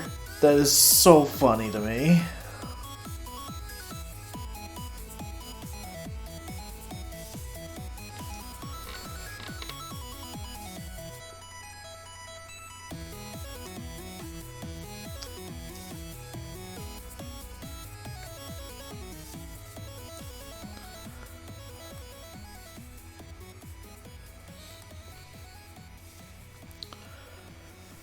Okay, so I'll give him like... let's make it kind of like a gold color for the plating here.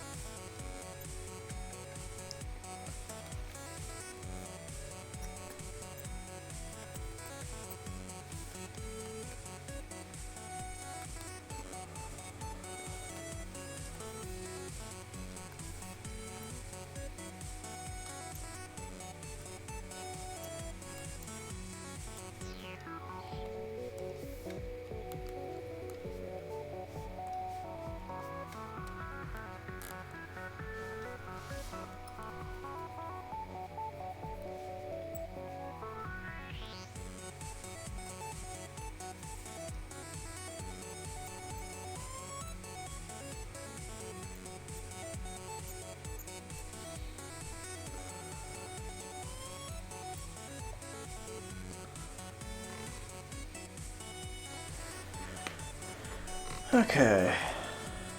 Let's add a little bit more of a shine to his armor. And then we'll move on to the last doodle.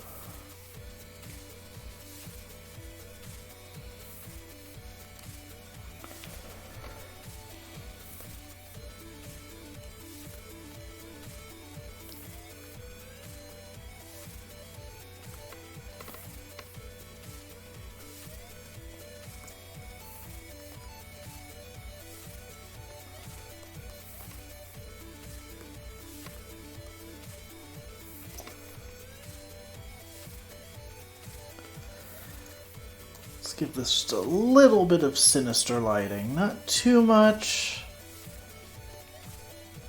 but just enough.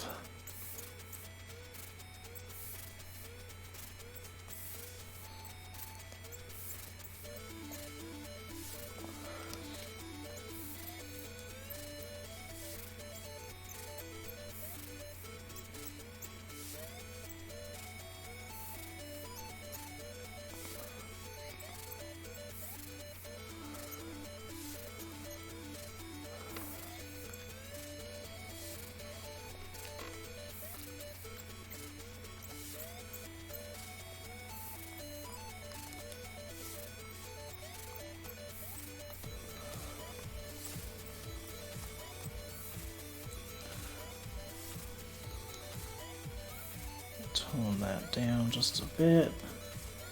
That'll look like the soft light filter. That looks good. Okay, so now let's dial this back just a bit.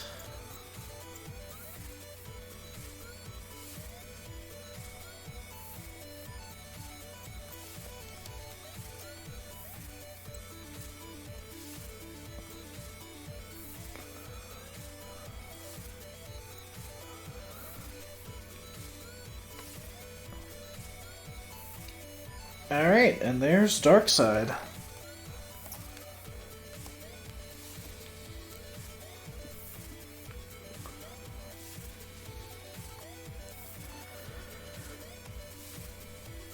Could add in... Oops, wrong button.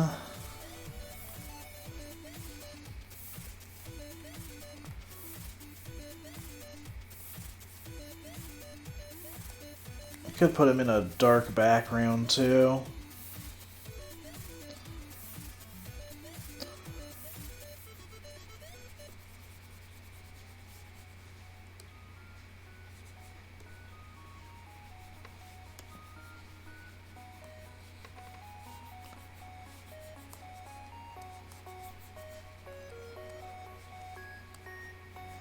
Actually, you know what? Now that I think about it, I could make this like a space background.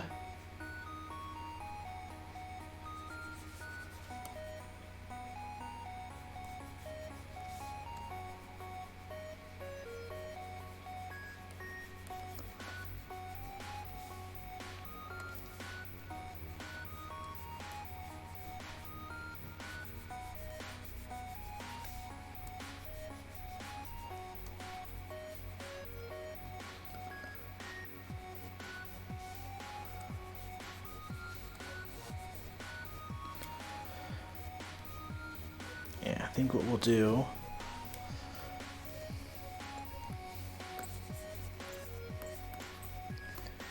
just add a couple little details here to give it like kind of a spacey look without making it too detailed.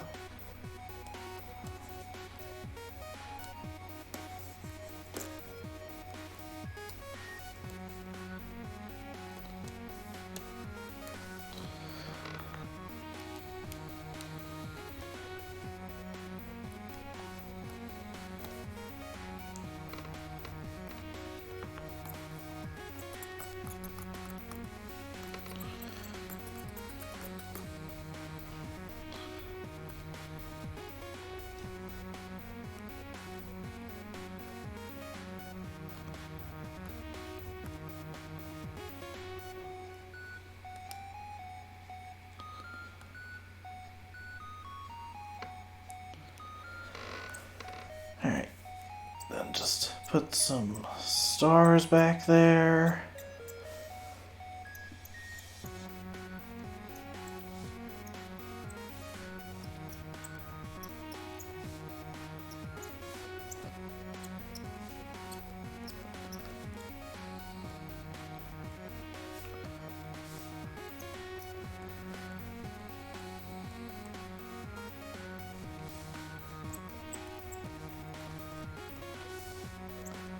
Alright, and there is Darkside.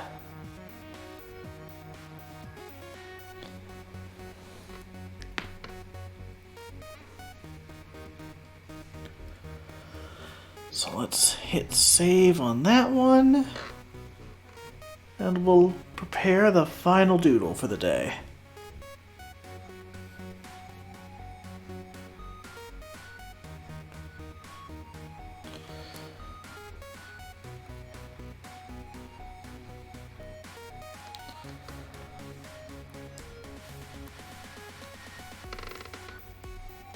So file, we'll open the base once again.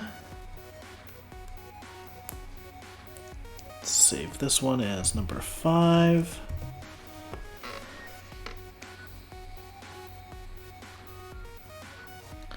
So I'm not going to need reference for this one because the 5th request comes from... let me double check the name, make sure I've got the right person. The 5th request comes from Bagnall on Patreon. And they suggested one of the Smash Time characters as a duelist from Yu-Gi-Oh! So, yeah, I'm not going to need reference to draw my own character. Okay, let's turn on the time-lapse recording.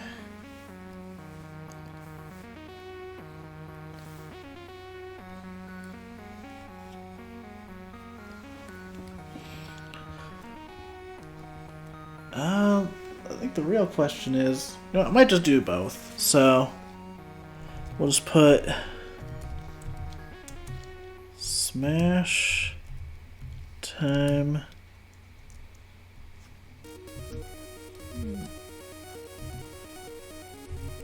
Duelist. Oh, I want to also update the number to be correct as well. Actually, now that I think about it, did I update the number on this one? Nope.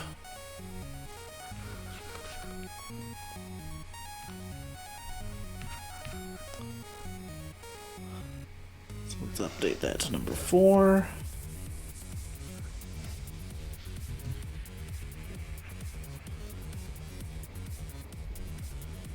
3, 2, 1.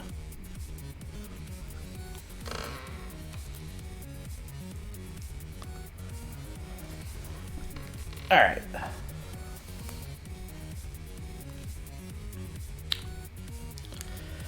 So this one's going to be pretty straightforward, I think.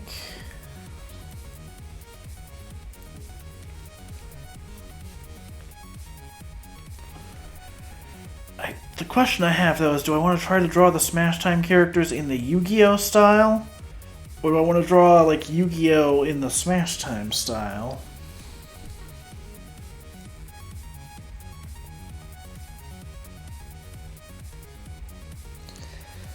What if I do both? Yo, Maniacal, what's up?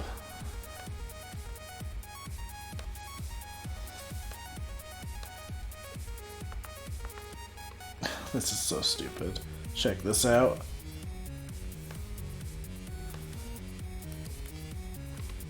I think I'll draw it with a divide like this.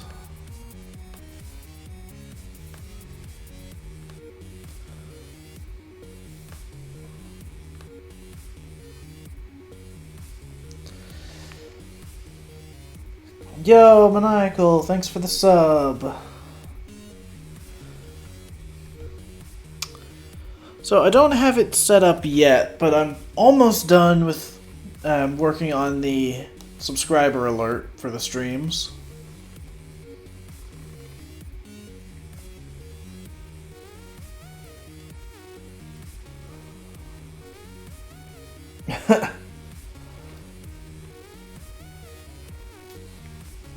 Nice. So yeah, right now we're wrapping up the last of the requests from Patreon for this. Sure, what do you have in mind?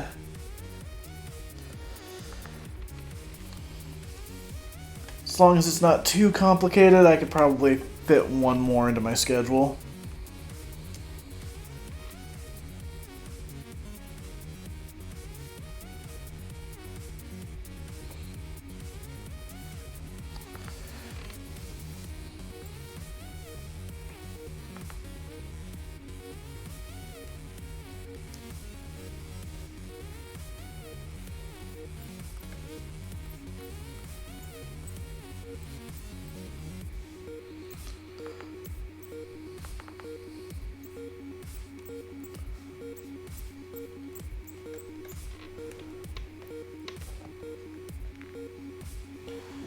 See, eating a slice of pizza? Yeah, I could do that.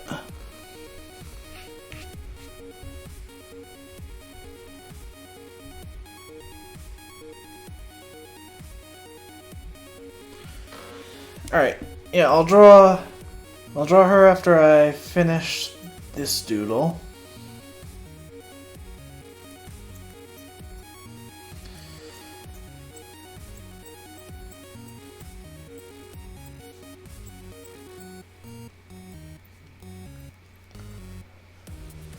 Yeah, stream's been going good. It's mostly been smooth. There was one bit of technical difficulty earlier that was really stupid. Where OBS just decided, nah, you know what? How about we don't connect to the Twitch servers? Why would you want to do that? But other than that, it's been going good.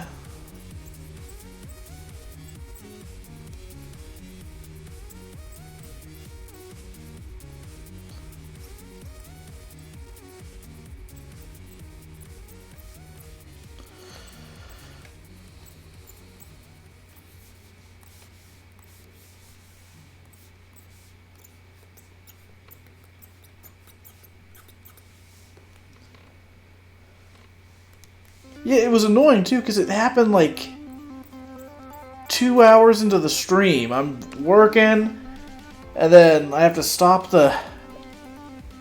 That was the thing that was annoying. I had to stop the actual recording of the stream as well so I could restart OBS.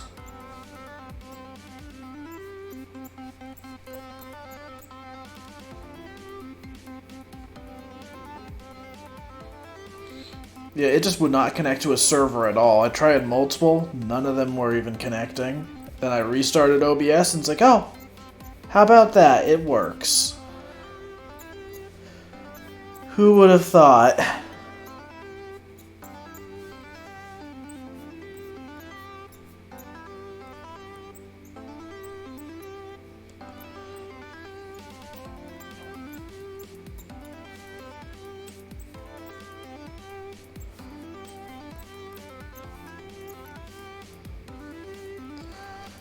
Okay, let's move this arm up higher.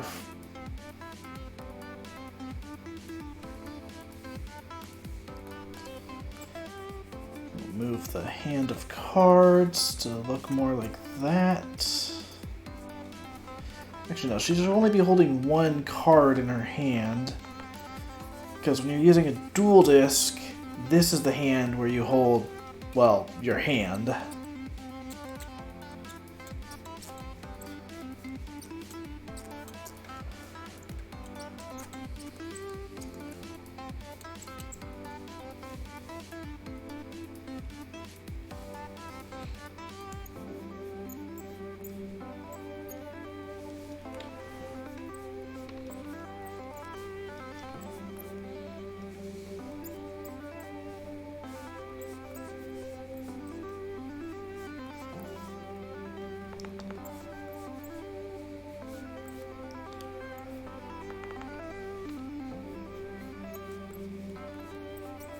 It's Yu-Gi-Oh, so I gotta draw the hair spikier and more exaggerated than usual.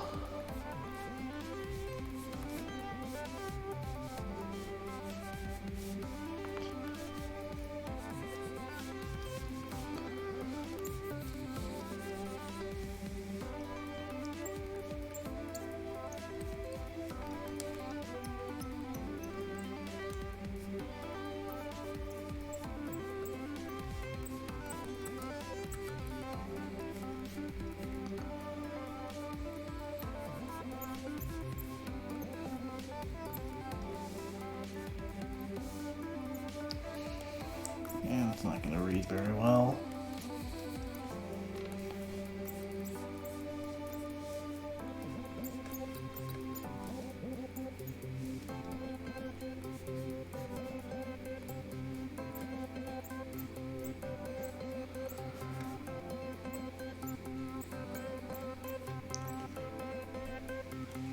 I use a Huion Canvas Pro. Or Huion Canvas 16, I think is what it's called. It's a tablet. It's got a 16-inch screen. It's pretty nice. Okay, so this is going to sound silly, but I'm about to load up the... Actually, no, what am I doing? I don't need to load up the intermission screen. I can literally just load up the image for it.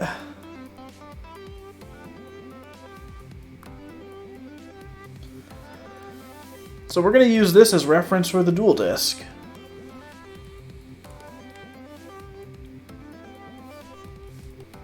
Which itself was referenced from my actual dual disc. Dude, real talk, the dual disc toy was the coolest shit as a kid.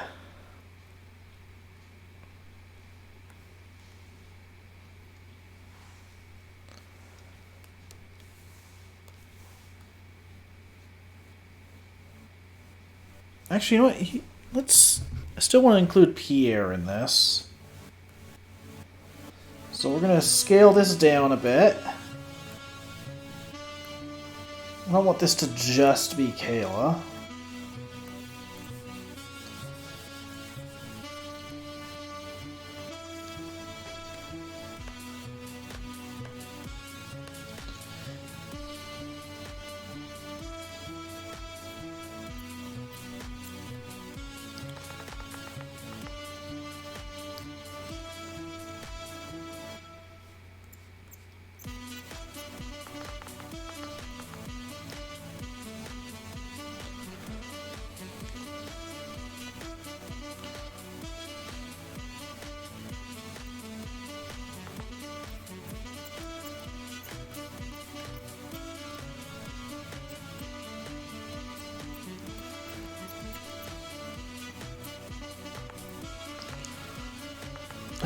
should have Pierre doing the Yugi thing of wearing his coat like a cape.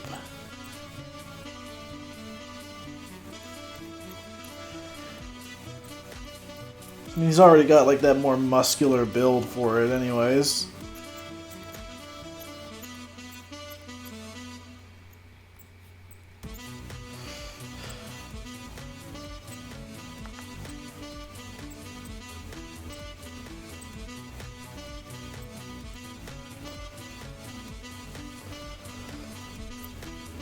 Yeah, I love his design from Battle City onwards. I really like the Duelist Kingdom aesthetic overall, but something about his design back then didn't quite work for me. I think probably the fact that, like... the thing that weirded me out with his Duelist Kingdom design was the shoes. So, I'm gonna create a new canvas just so I'm not drawing over this one. So, Battle City onwards, and all of the time in the manga, when his design changes, he keeps the exact same outfit. So, like, if he's wearing a shirt like this, then, like, Dark Yugi or Atem or whatever would still be wearing that same outfit. But for whatever reason, during the Duelist Kingdom arc specifically, his design changes to, like, remove the dress shirt that Yugi wears, and it also changes him from having regular-ass shoes to pants that go right into boots, like this. Like, there's no divide between those, and it looks so weird. I always thought that design choice was weird, and thankfully, once you get to Battle City, they change it, and he just starts, you know, having his usual outfit.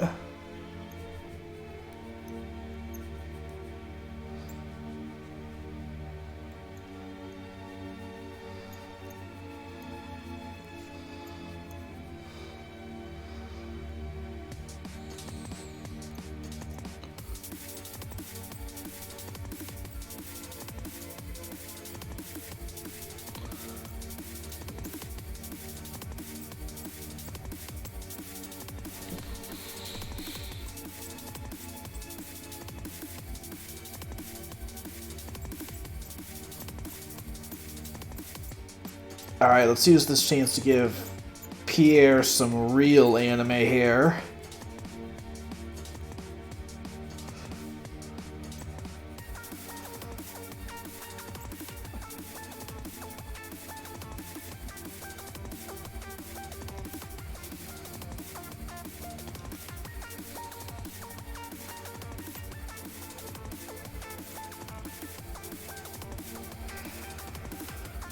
Move that down. I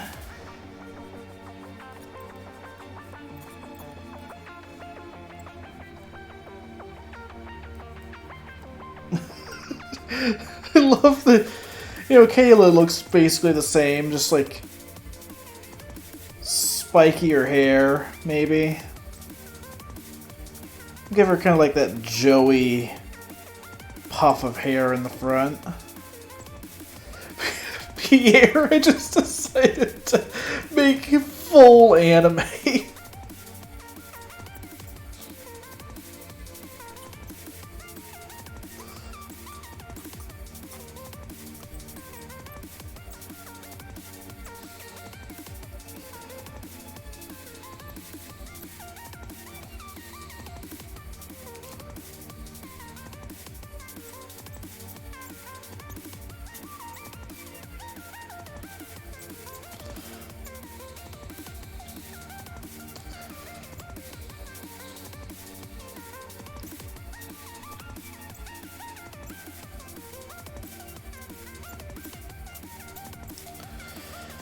There, and that way I don't have to draw too much of the dual disc for either of them.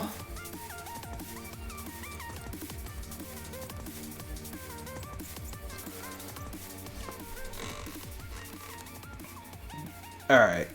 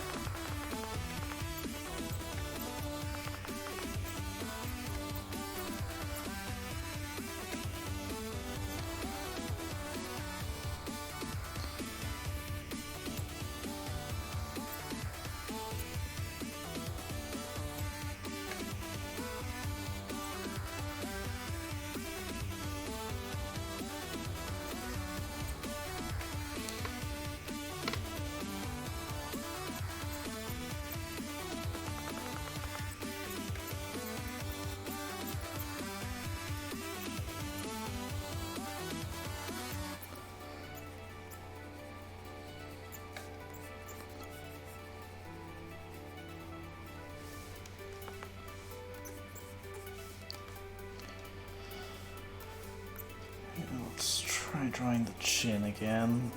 It's not looking quite right. See, the thing that's really tripping me up with this is that usually when I draw Kayla, it's a very rounded design. Like, her hair is drawn as a bunch of puffs. She's got a very, like, circular face.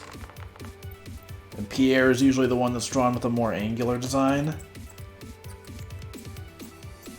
But for this, I'm having to draw Kayla with a more angular anime design. And then Pierre with just an even more angular design than usual. So I think I'll kind of give Kayla a face that looks a little more like little Yugi, you know?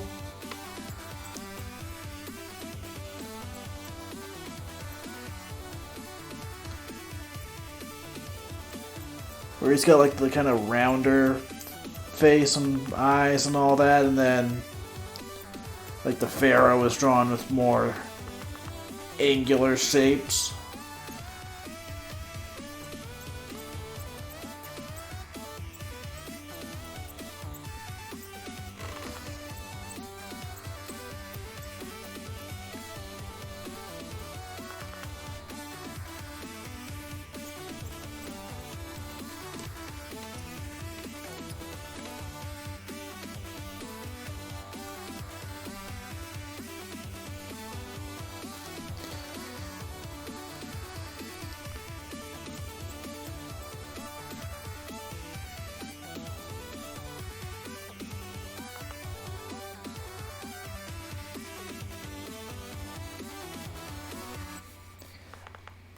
Yeah, so at least in the manga, it's pretty much just established that the only difference is Yuki's, like, voice sounding more confident. And I think he probably has a more, like, determined look on his face. But yeah, in the anime, they go full on, he's taller, he's got a deep voice now.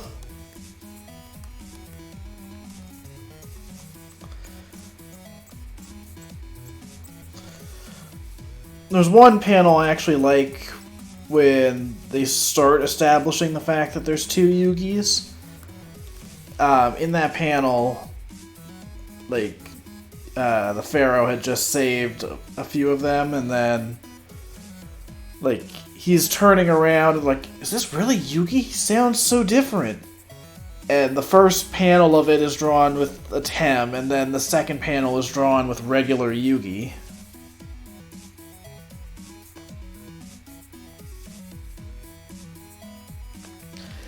And I think that panel, like, illustrates the difference better than, like, most of the series. Because, at the end of the day, it's just his eyes being drawn slightly differently and his hair looking a little different. I might post that on Twitter after the stream's over.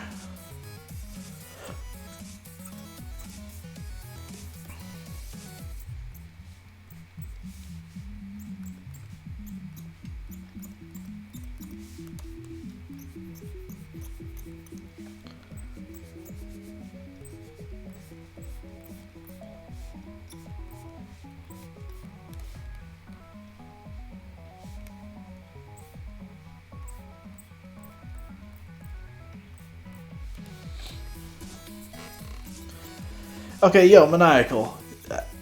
Since you're here, you've seen the first episode of Moon Knight.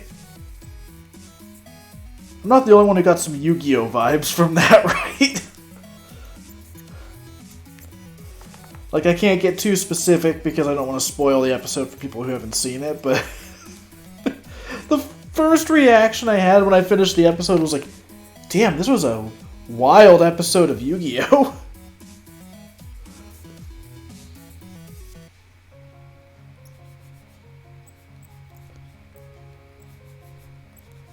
Like, especially if you've read the manga. It's so in line with that take on the series. It's kind of hilarious. But I'm really digging the show so far.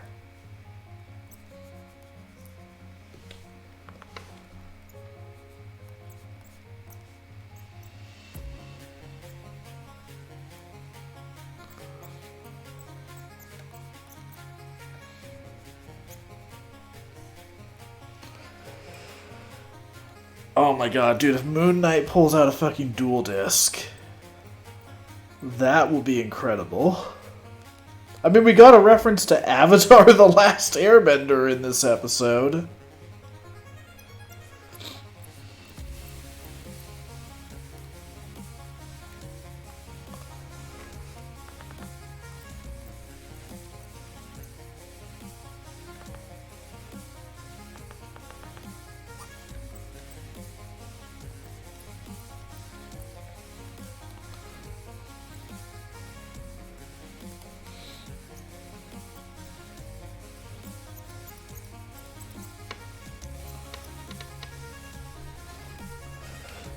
Oh, the Orichalcos dual discs. Those were so cool. I wanted one of those as a kid. I wasn't a big fan of the Yu-Gi-Oh! GX dual disc back then, but like nowadays I'm like, man, I really wish I had bought that back then. You know what I want, actually? One of the last dual discs they ever designed was like in 2010 for Yu-Gi-Oh! 5Ds.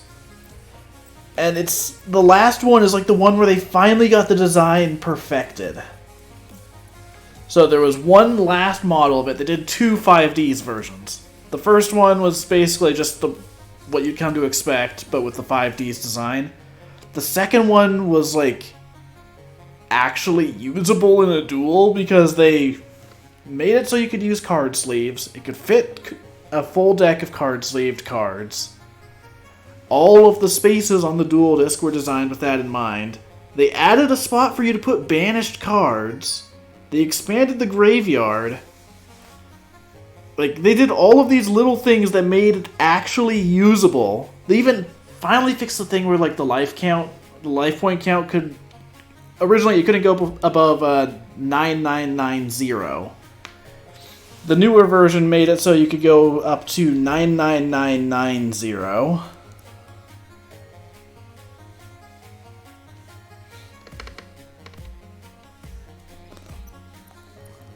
But yeah, they finally got it all right, and of course, that was the very last dual disc they ever made.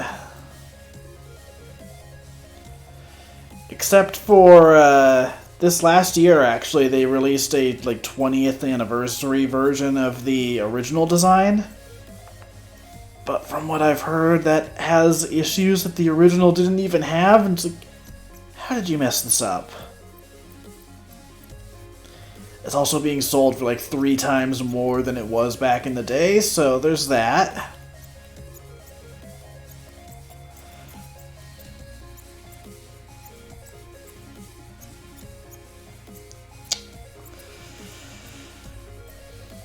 Yeah, that was my favorite toy as a kid. I used it all the time for my duels. My old cards are destroyed as a result because they couldn't fit card sleeves, but I didn't care. It was a way for me to duel outside.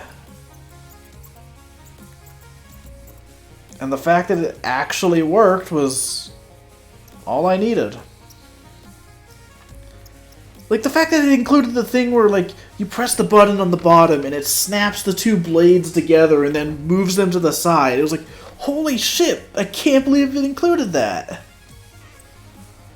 That was so cool back then.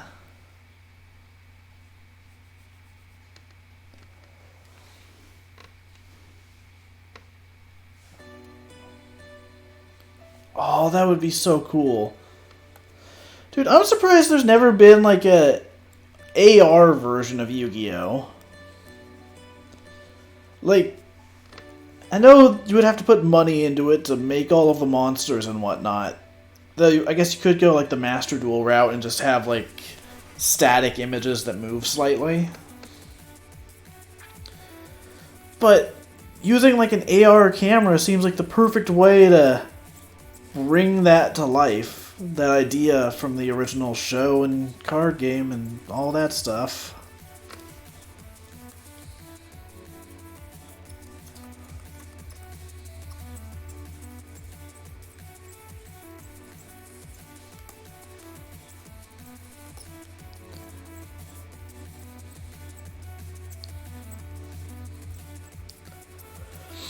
Dude, whenever there's a like actual high quality official VR version of Yu-Gi-Oh! Oh, that'll be incredible. That would be the thing that would actually get me to buy an AR or a VR headset. Give me Yu-Gi-Oh! On the Oculus or whatever, and it's done. I'm in.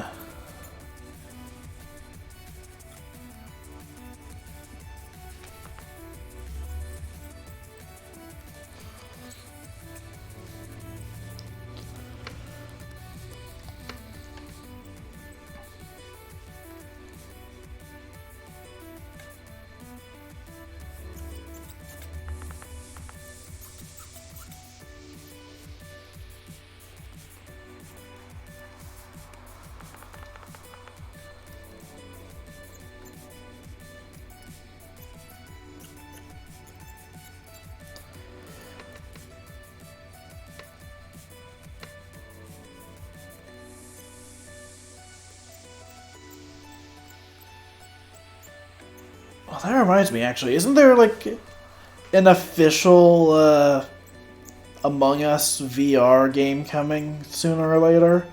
I know there was one that people had made in VR chat that was awesome. But I think there's an official version of it announced. I seem to remember that anyways. Okay, you know what? It's anime, so I gotta like make Kayla's absurdly large bracelet like even larger.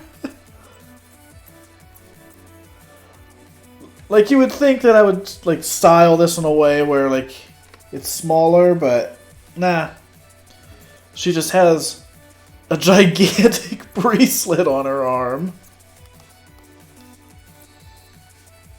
I mean, even in universe, they're supposed to be like kind of weirdly large bracelets.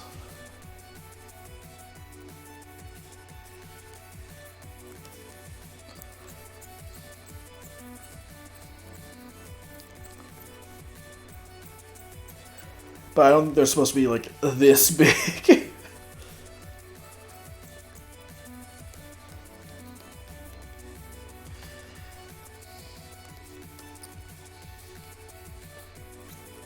Yeah, actually, you know what?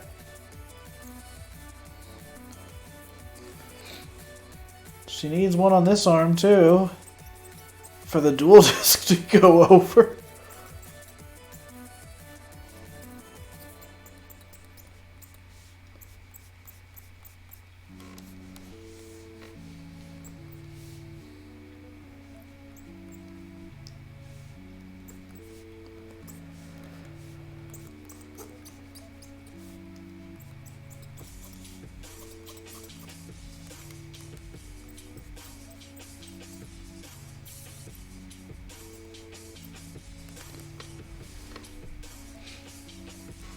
I really want to play Among Us again sometime soon. Problem was that it seemed like pretty much every group I could have played it with all got tired of the game around the same time. But man, I want to go back and play it again.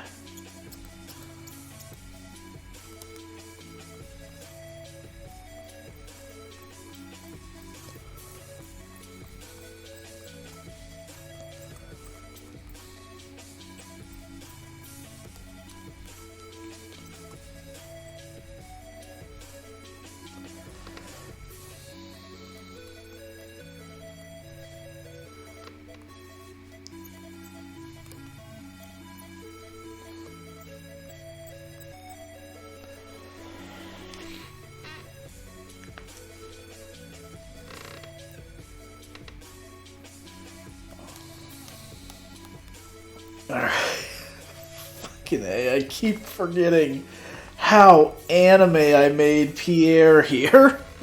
Holy shit.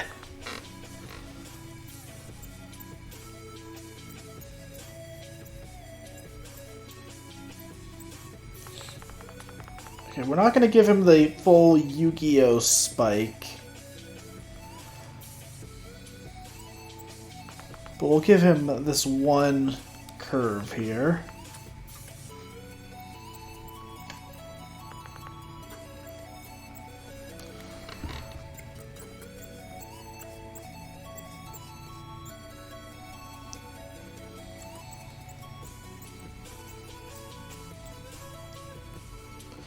Oh god, no.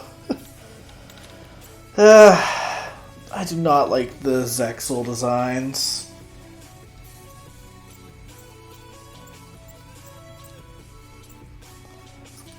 I don't know, there's just something about Zexal in general that was like the only one that doesn't click for me at all.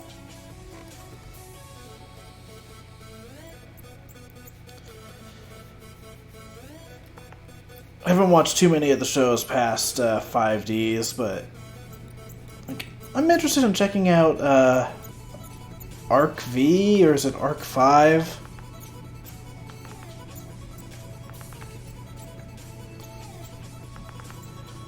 From what I saw of like the first 2 episodes, I think I would like that one.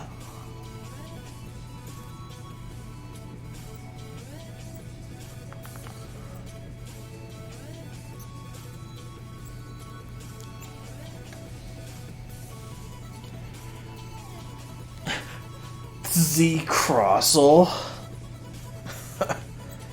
I think it's actually, it might be pronounced like Zale or something if I'm being honest, but who fucking knows?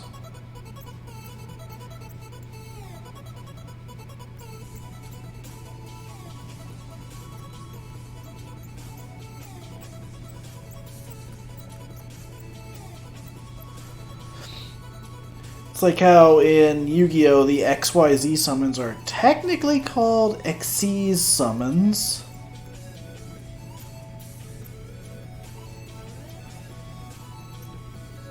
Even though, like, it's literally just XYZ.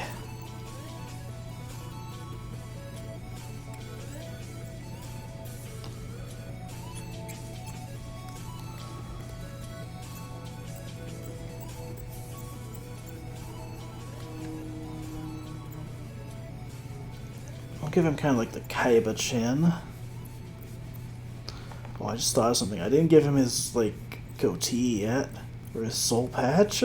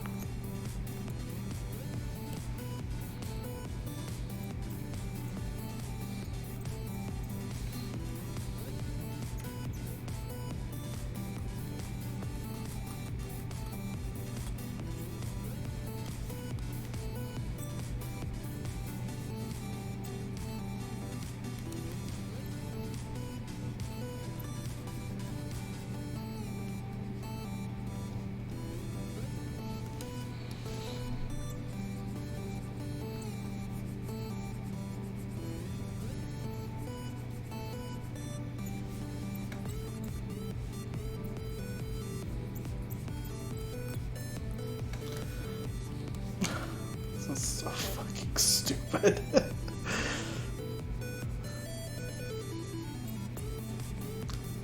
Just drawing Pierre with the most anime hair possible.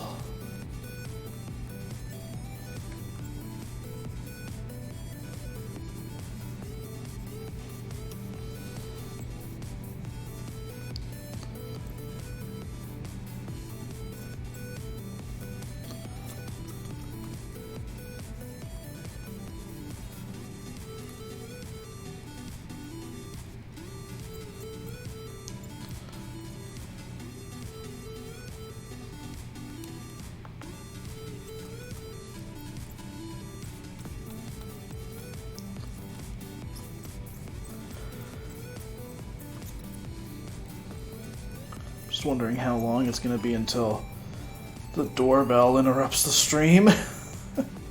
Because I think the groceries are supposed to be getting delivered soon. I did not intend to go all the way till 3 o'clock.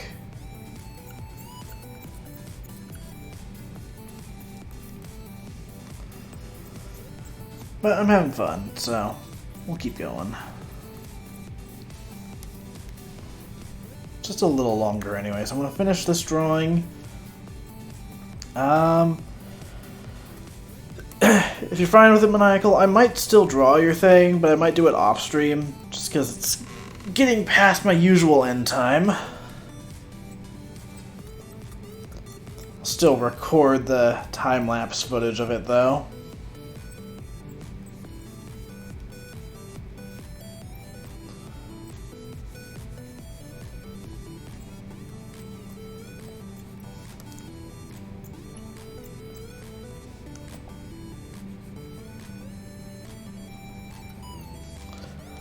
I did not expect to be spending so much time on this one, but I mean, it's such a goofy idea that I had to.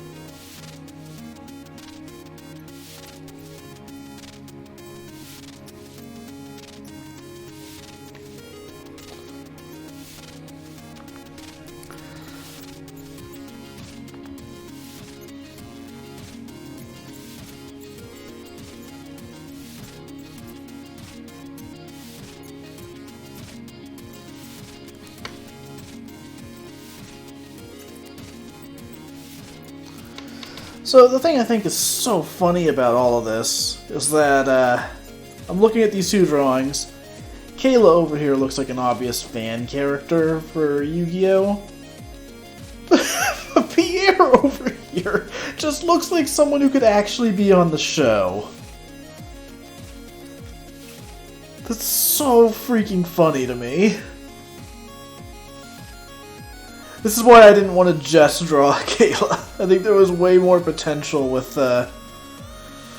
Pierre's design in this case.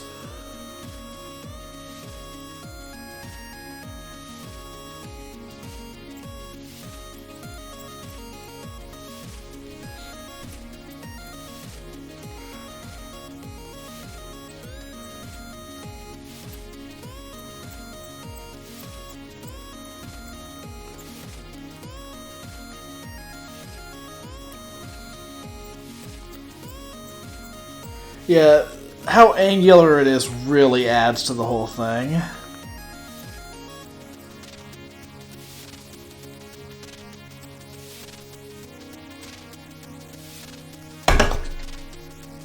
What was that? Oh, that was my water bottle falling over. I was like, what the fuck?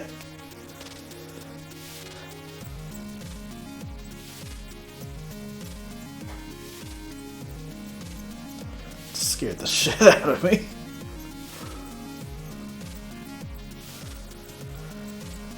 Yeah, I've got this big metal water bottle that I use when I'm streaming or working at the desk, so that I don't accidentally spill water anywhere. But the side effect of that is that it's a big metal bottle, so it's loud when it falls.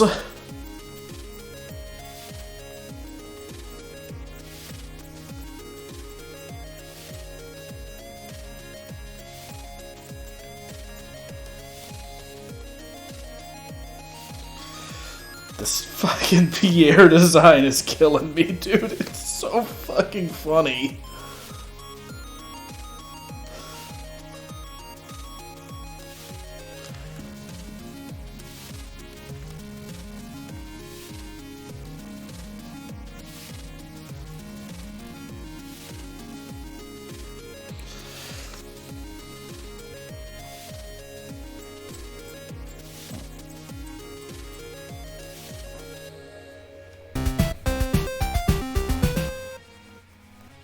try to add a little bit of that angular design back into this one too.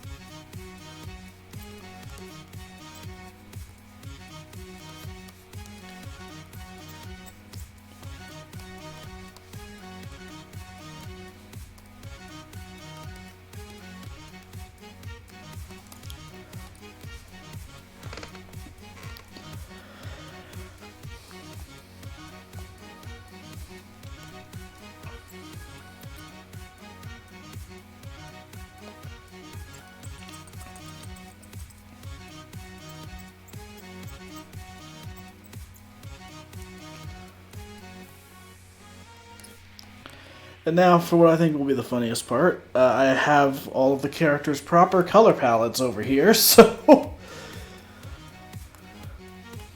Unlike the other ones where I have to eyeball it to figure out, like, what colors I'm using. In this case, I already know.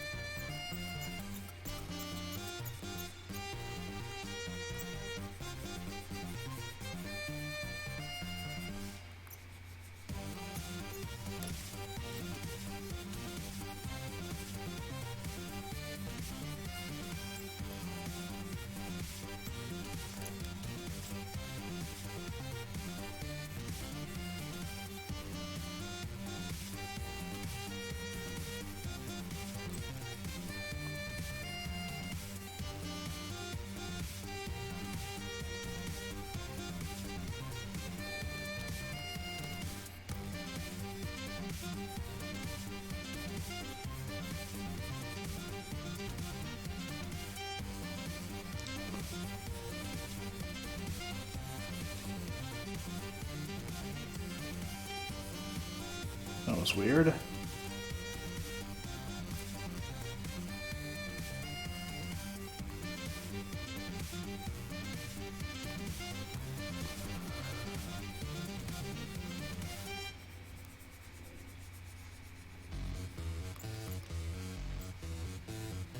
I swear this song, the song has come up like 3 times this stream.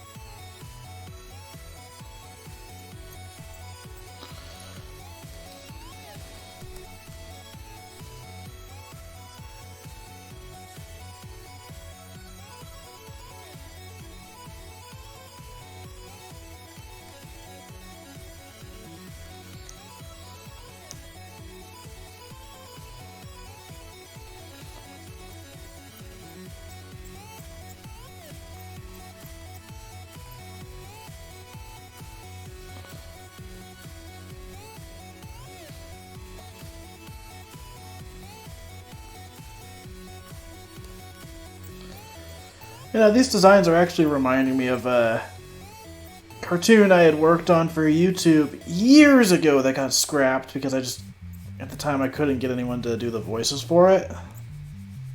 I had a couple friends that were supposed to be doing it from college, but just schedules weren't working out, and by the time I finally had a plan for how to like work on it, I was like, oh man, this looks so bad compared to the stuff I'm putting out now, so it ended up getting scrapped.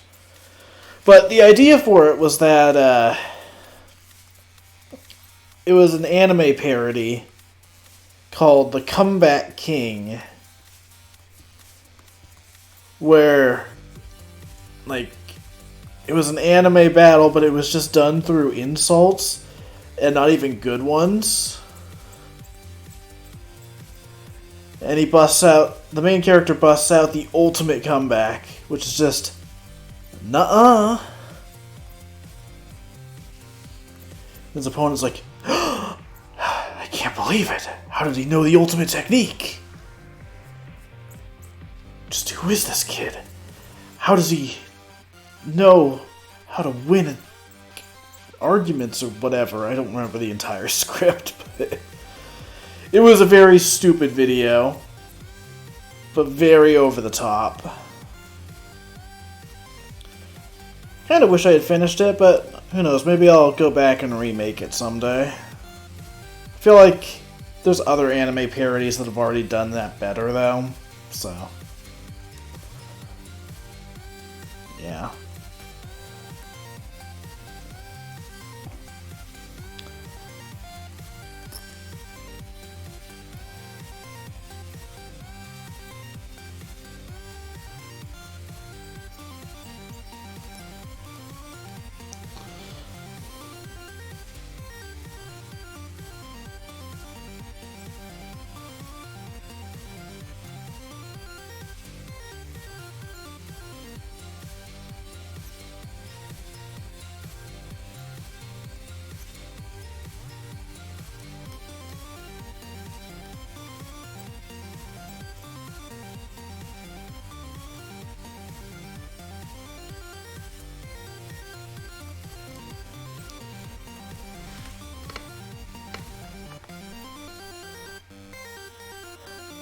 Anyways, the reason I was reminded of that animation was that there were like background versions of Pierre and Kayla that were going to show up that were drawn in a very similar style to this. Not exactly the same, but similar kind of like over-the-top anime look for them.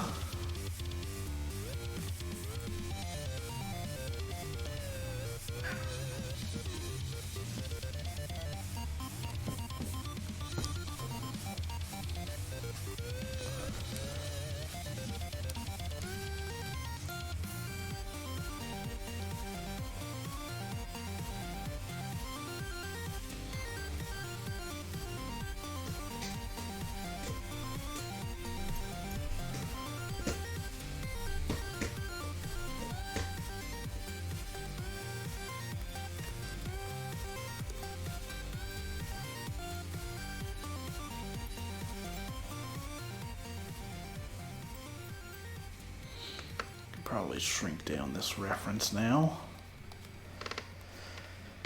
Didn't end up needing it as much as I thought I would.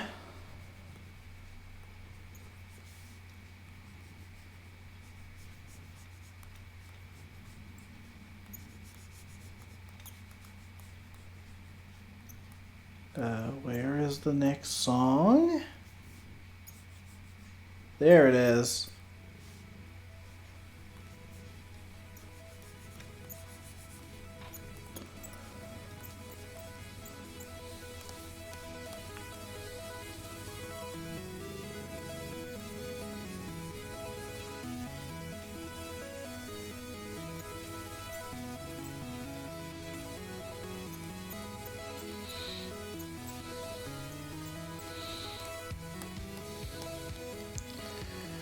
Cat is acting all friendly right now, which is usually a sign that she's been up to some mischief. Tiny, what did you do? Where were you causing trouble? Because this cat... so, anytime that, like, my family is home, she acts like she hates me. Like, she will glare at me, she won't be very friendly. But if I'm the only one that's home, suddenly she's like, oh, wow, you're my best friend. I'm gonna constantly rub up against you like we're pals.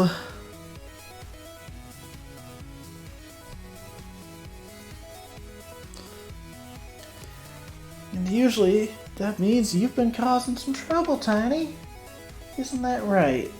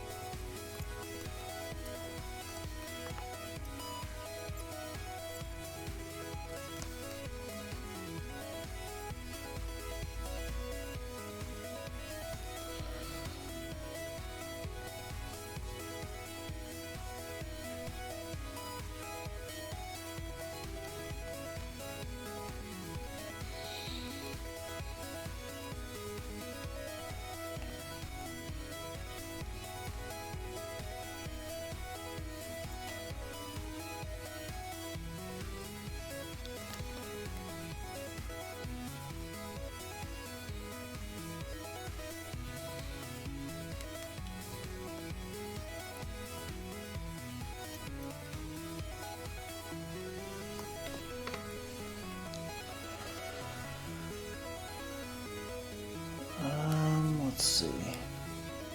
There we go.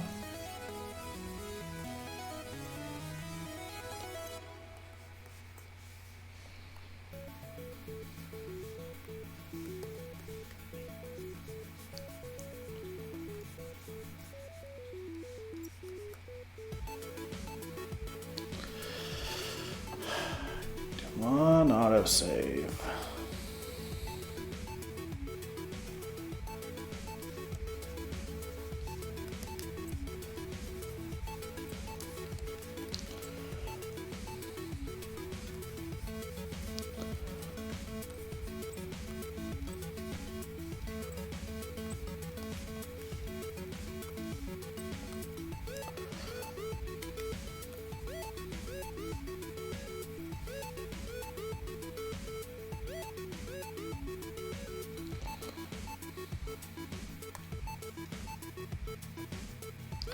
Whoops. There we go, that's what I meant to do.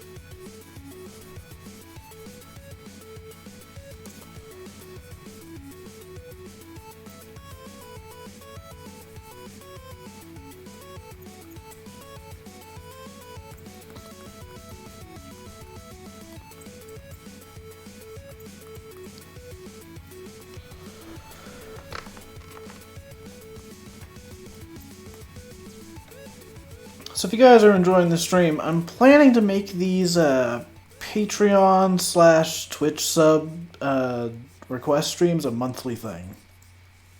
I don't know if I'm going to wait until the end of April to do the next one, or if I'll do it, you know, maybe a little earlier in the month. But I want to do at least one a month. So hey, if you've got something that you want me to draw, I mean, you can always just commission me. That's the most efficient way to make sure I draw what you want. But if you want like a nice little doodle like this, you can get that by being a patron or by subbing on Twitch. I will say I think patrons will get like first pick because, I mean, you know, they support me outside of just Twitch. I need to add more incentives to make sure that Patreon is worthwhile for everyone.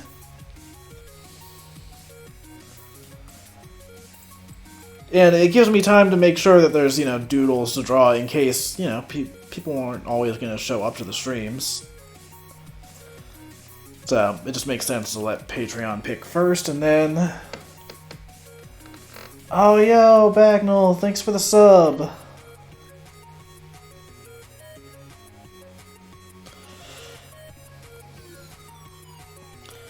Yeah, we're pretty much done for today, I think. Still gonna draw Maniacal's request. I think I'm gonna do it off stream just because it's gone way later than I expected. No, I don't know. I might be able to draw it on stream.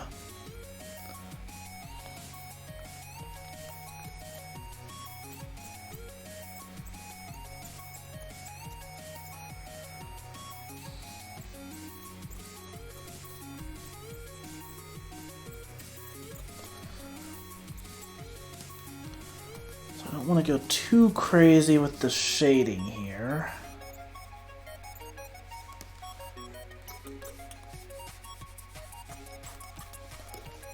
Just want to add enough to give the hair some volume.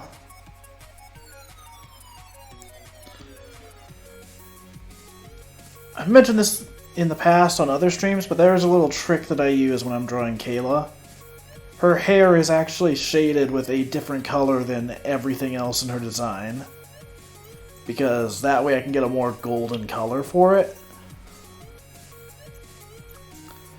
So I've got like a purple that I use for regular shading, and then I've got like a dark red that's used for shading the hair specifically. Because if I just use the normal shading color, like that looks fine enough, but it's not as colorful.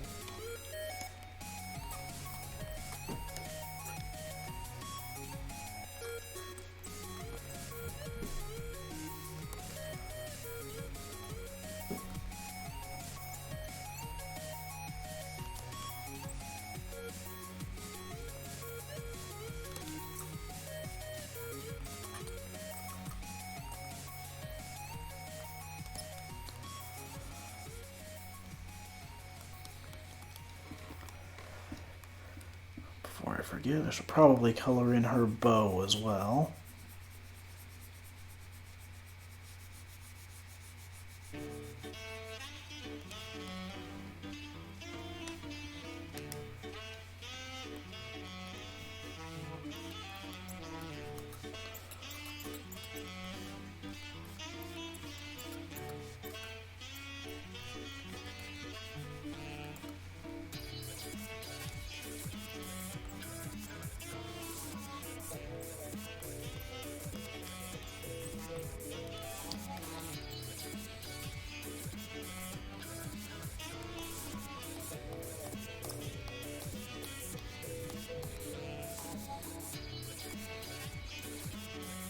I fucking love this drawing of Pierre, dude.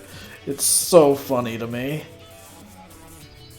Because in the comic, I try to make him, at least when he's in his like superhero form, he's supposed to be like an anime protagonist kind of character. So whenever I get the chance to actually draw him with an anime design, it is so funny.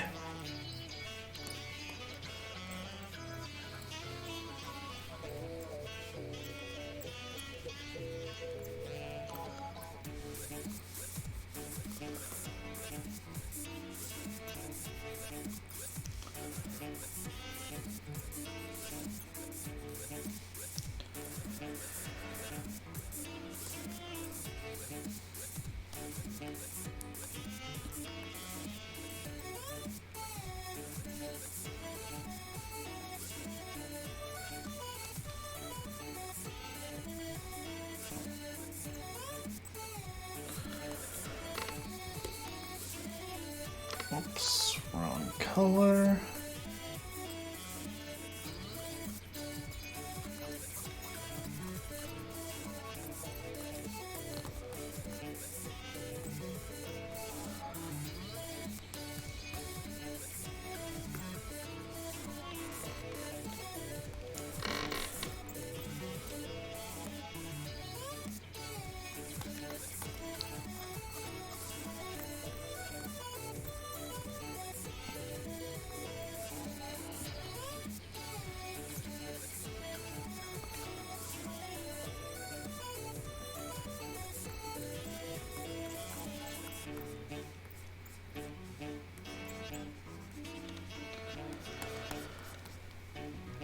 Okay, so let's shrink this one down.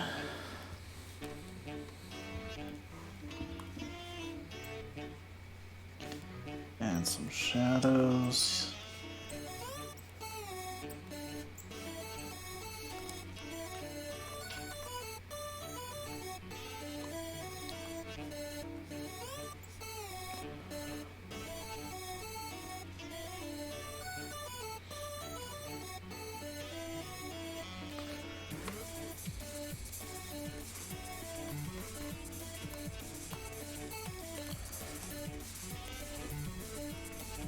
And we'll add a nice little anime action line background.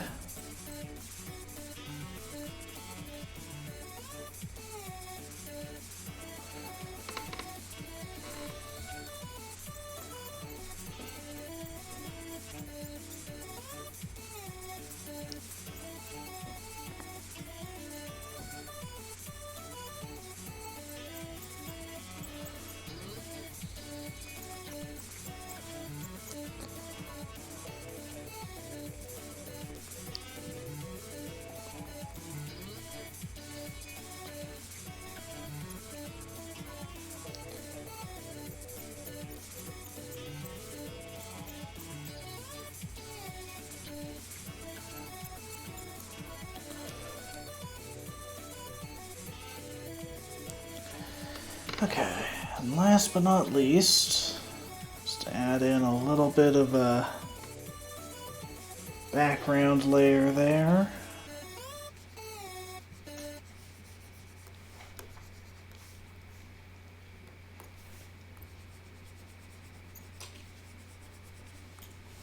There we go. Nice.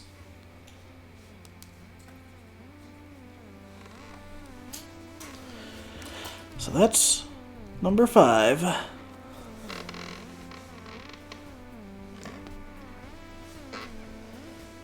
Yo, welcome to the stream.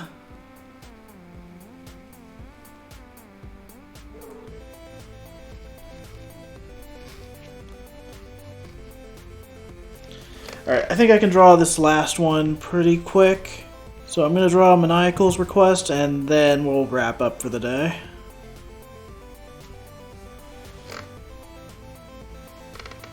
So, file, open.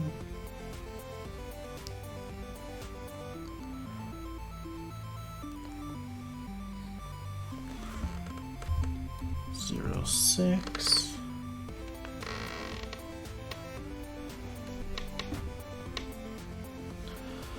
Alright, I need 1 second to go check something though, so I'll be right back.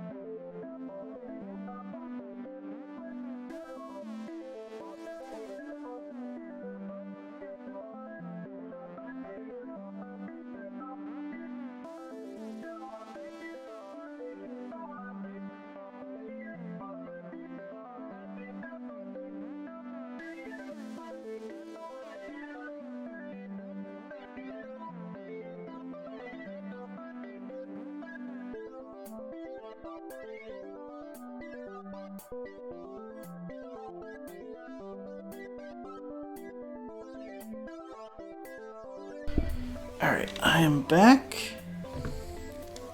And yeah, these are Patreon requests.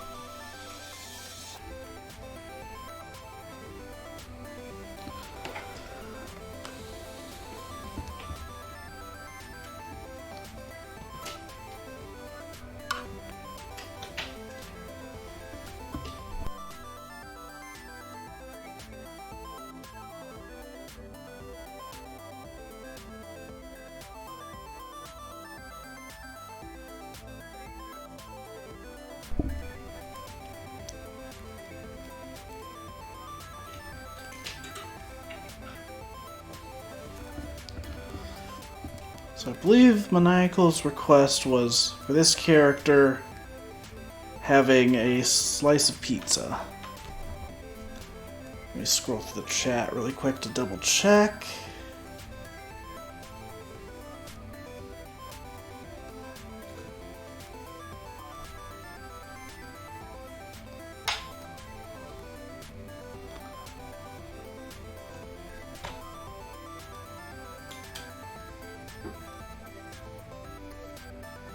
Okay, cool.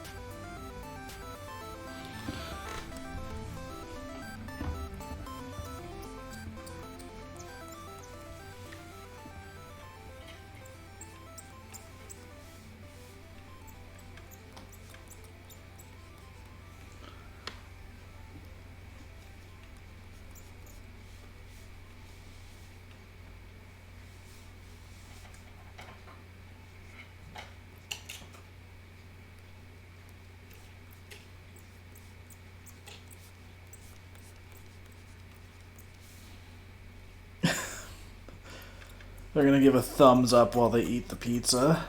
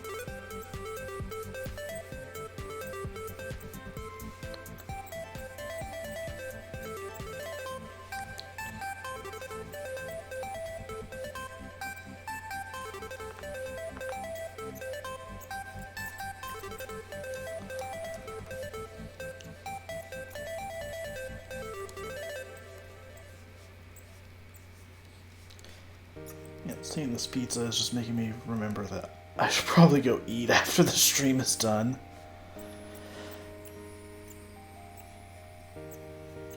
Didn't have time to eat anything before the start of the stream.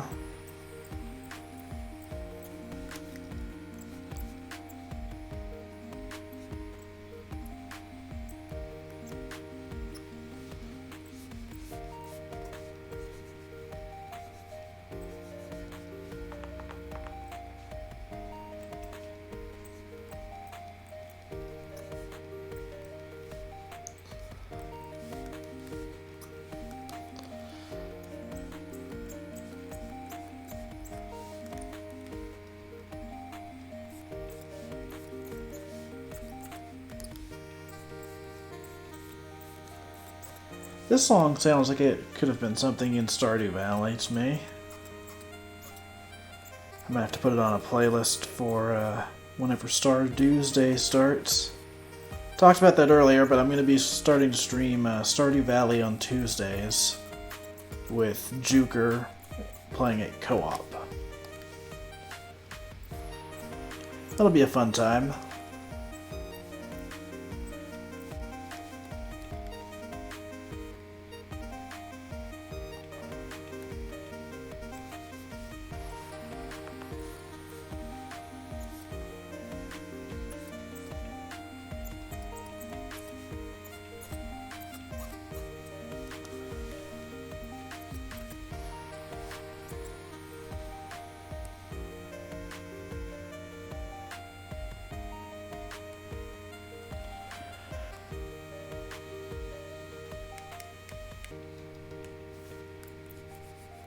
Oops, wrong layer.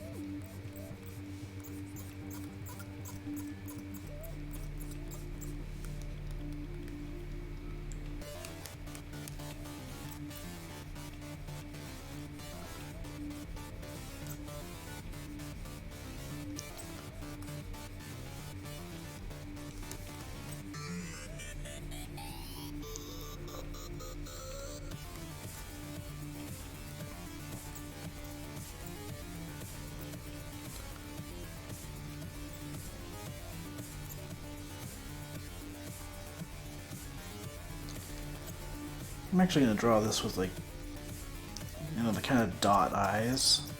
You know, the way I used to draw Pierre, actually. I still like how his design looked like that, but the reason I changed it was just because it was a little inconsistent with the rest of the style for the series.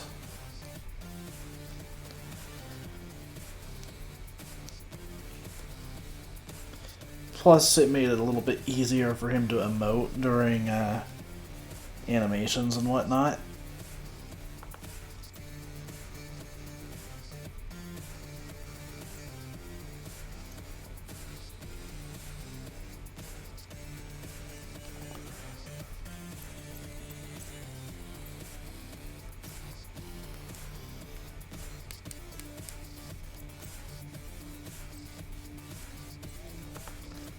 Oops.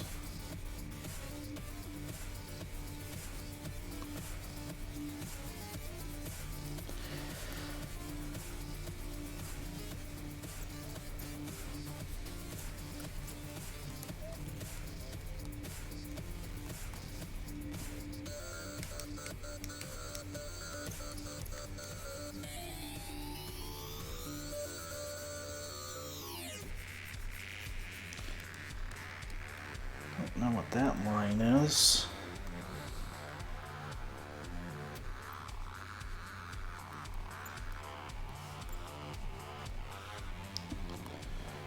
Alright.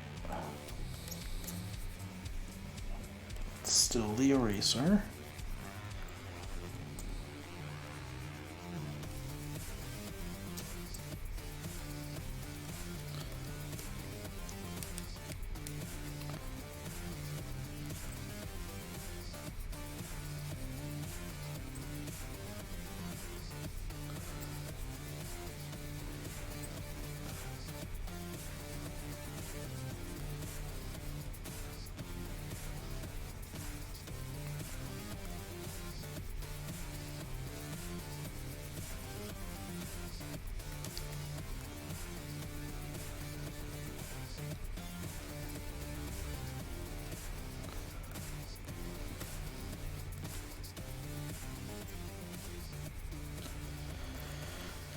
Okay, almost done.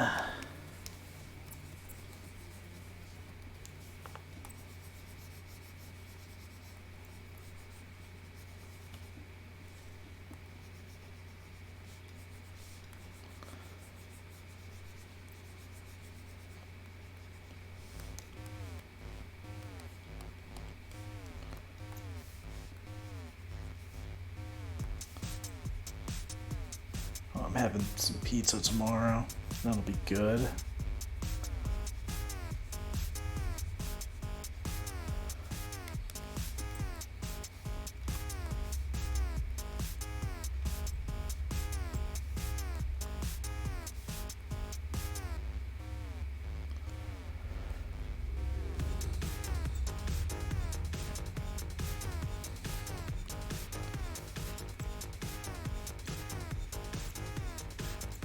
Honestly, I might just see about having some pizza today.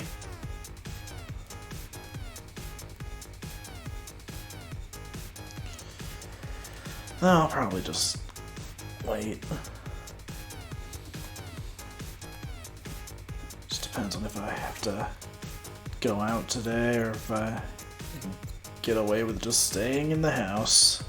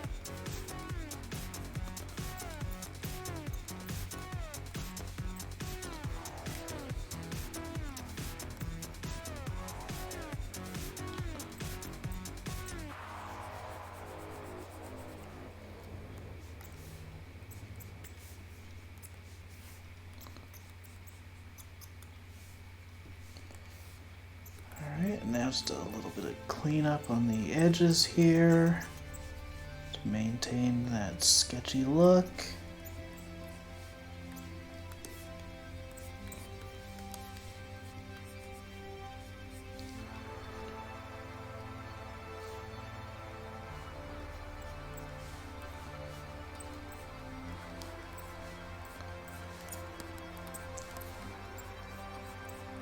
And I believe that is it. Oh, fuck, I forgot to record the time-lapse footage on it. Oh well. We can just use the actual video here if necessary.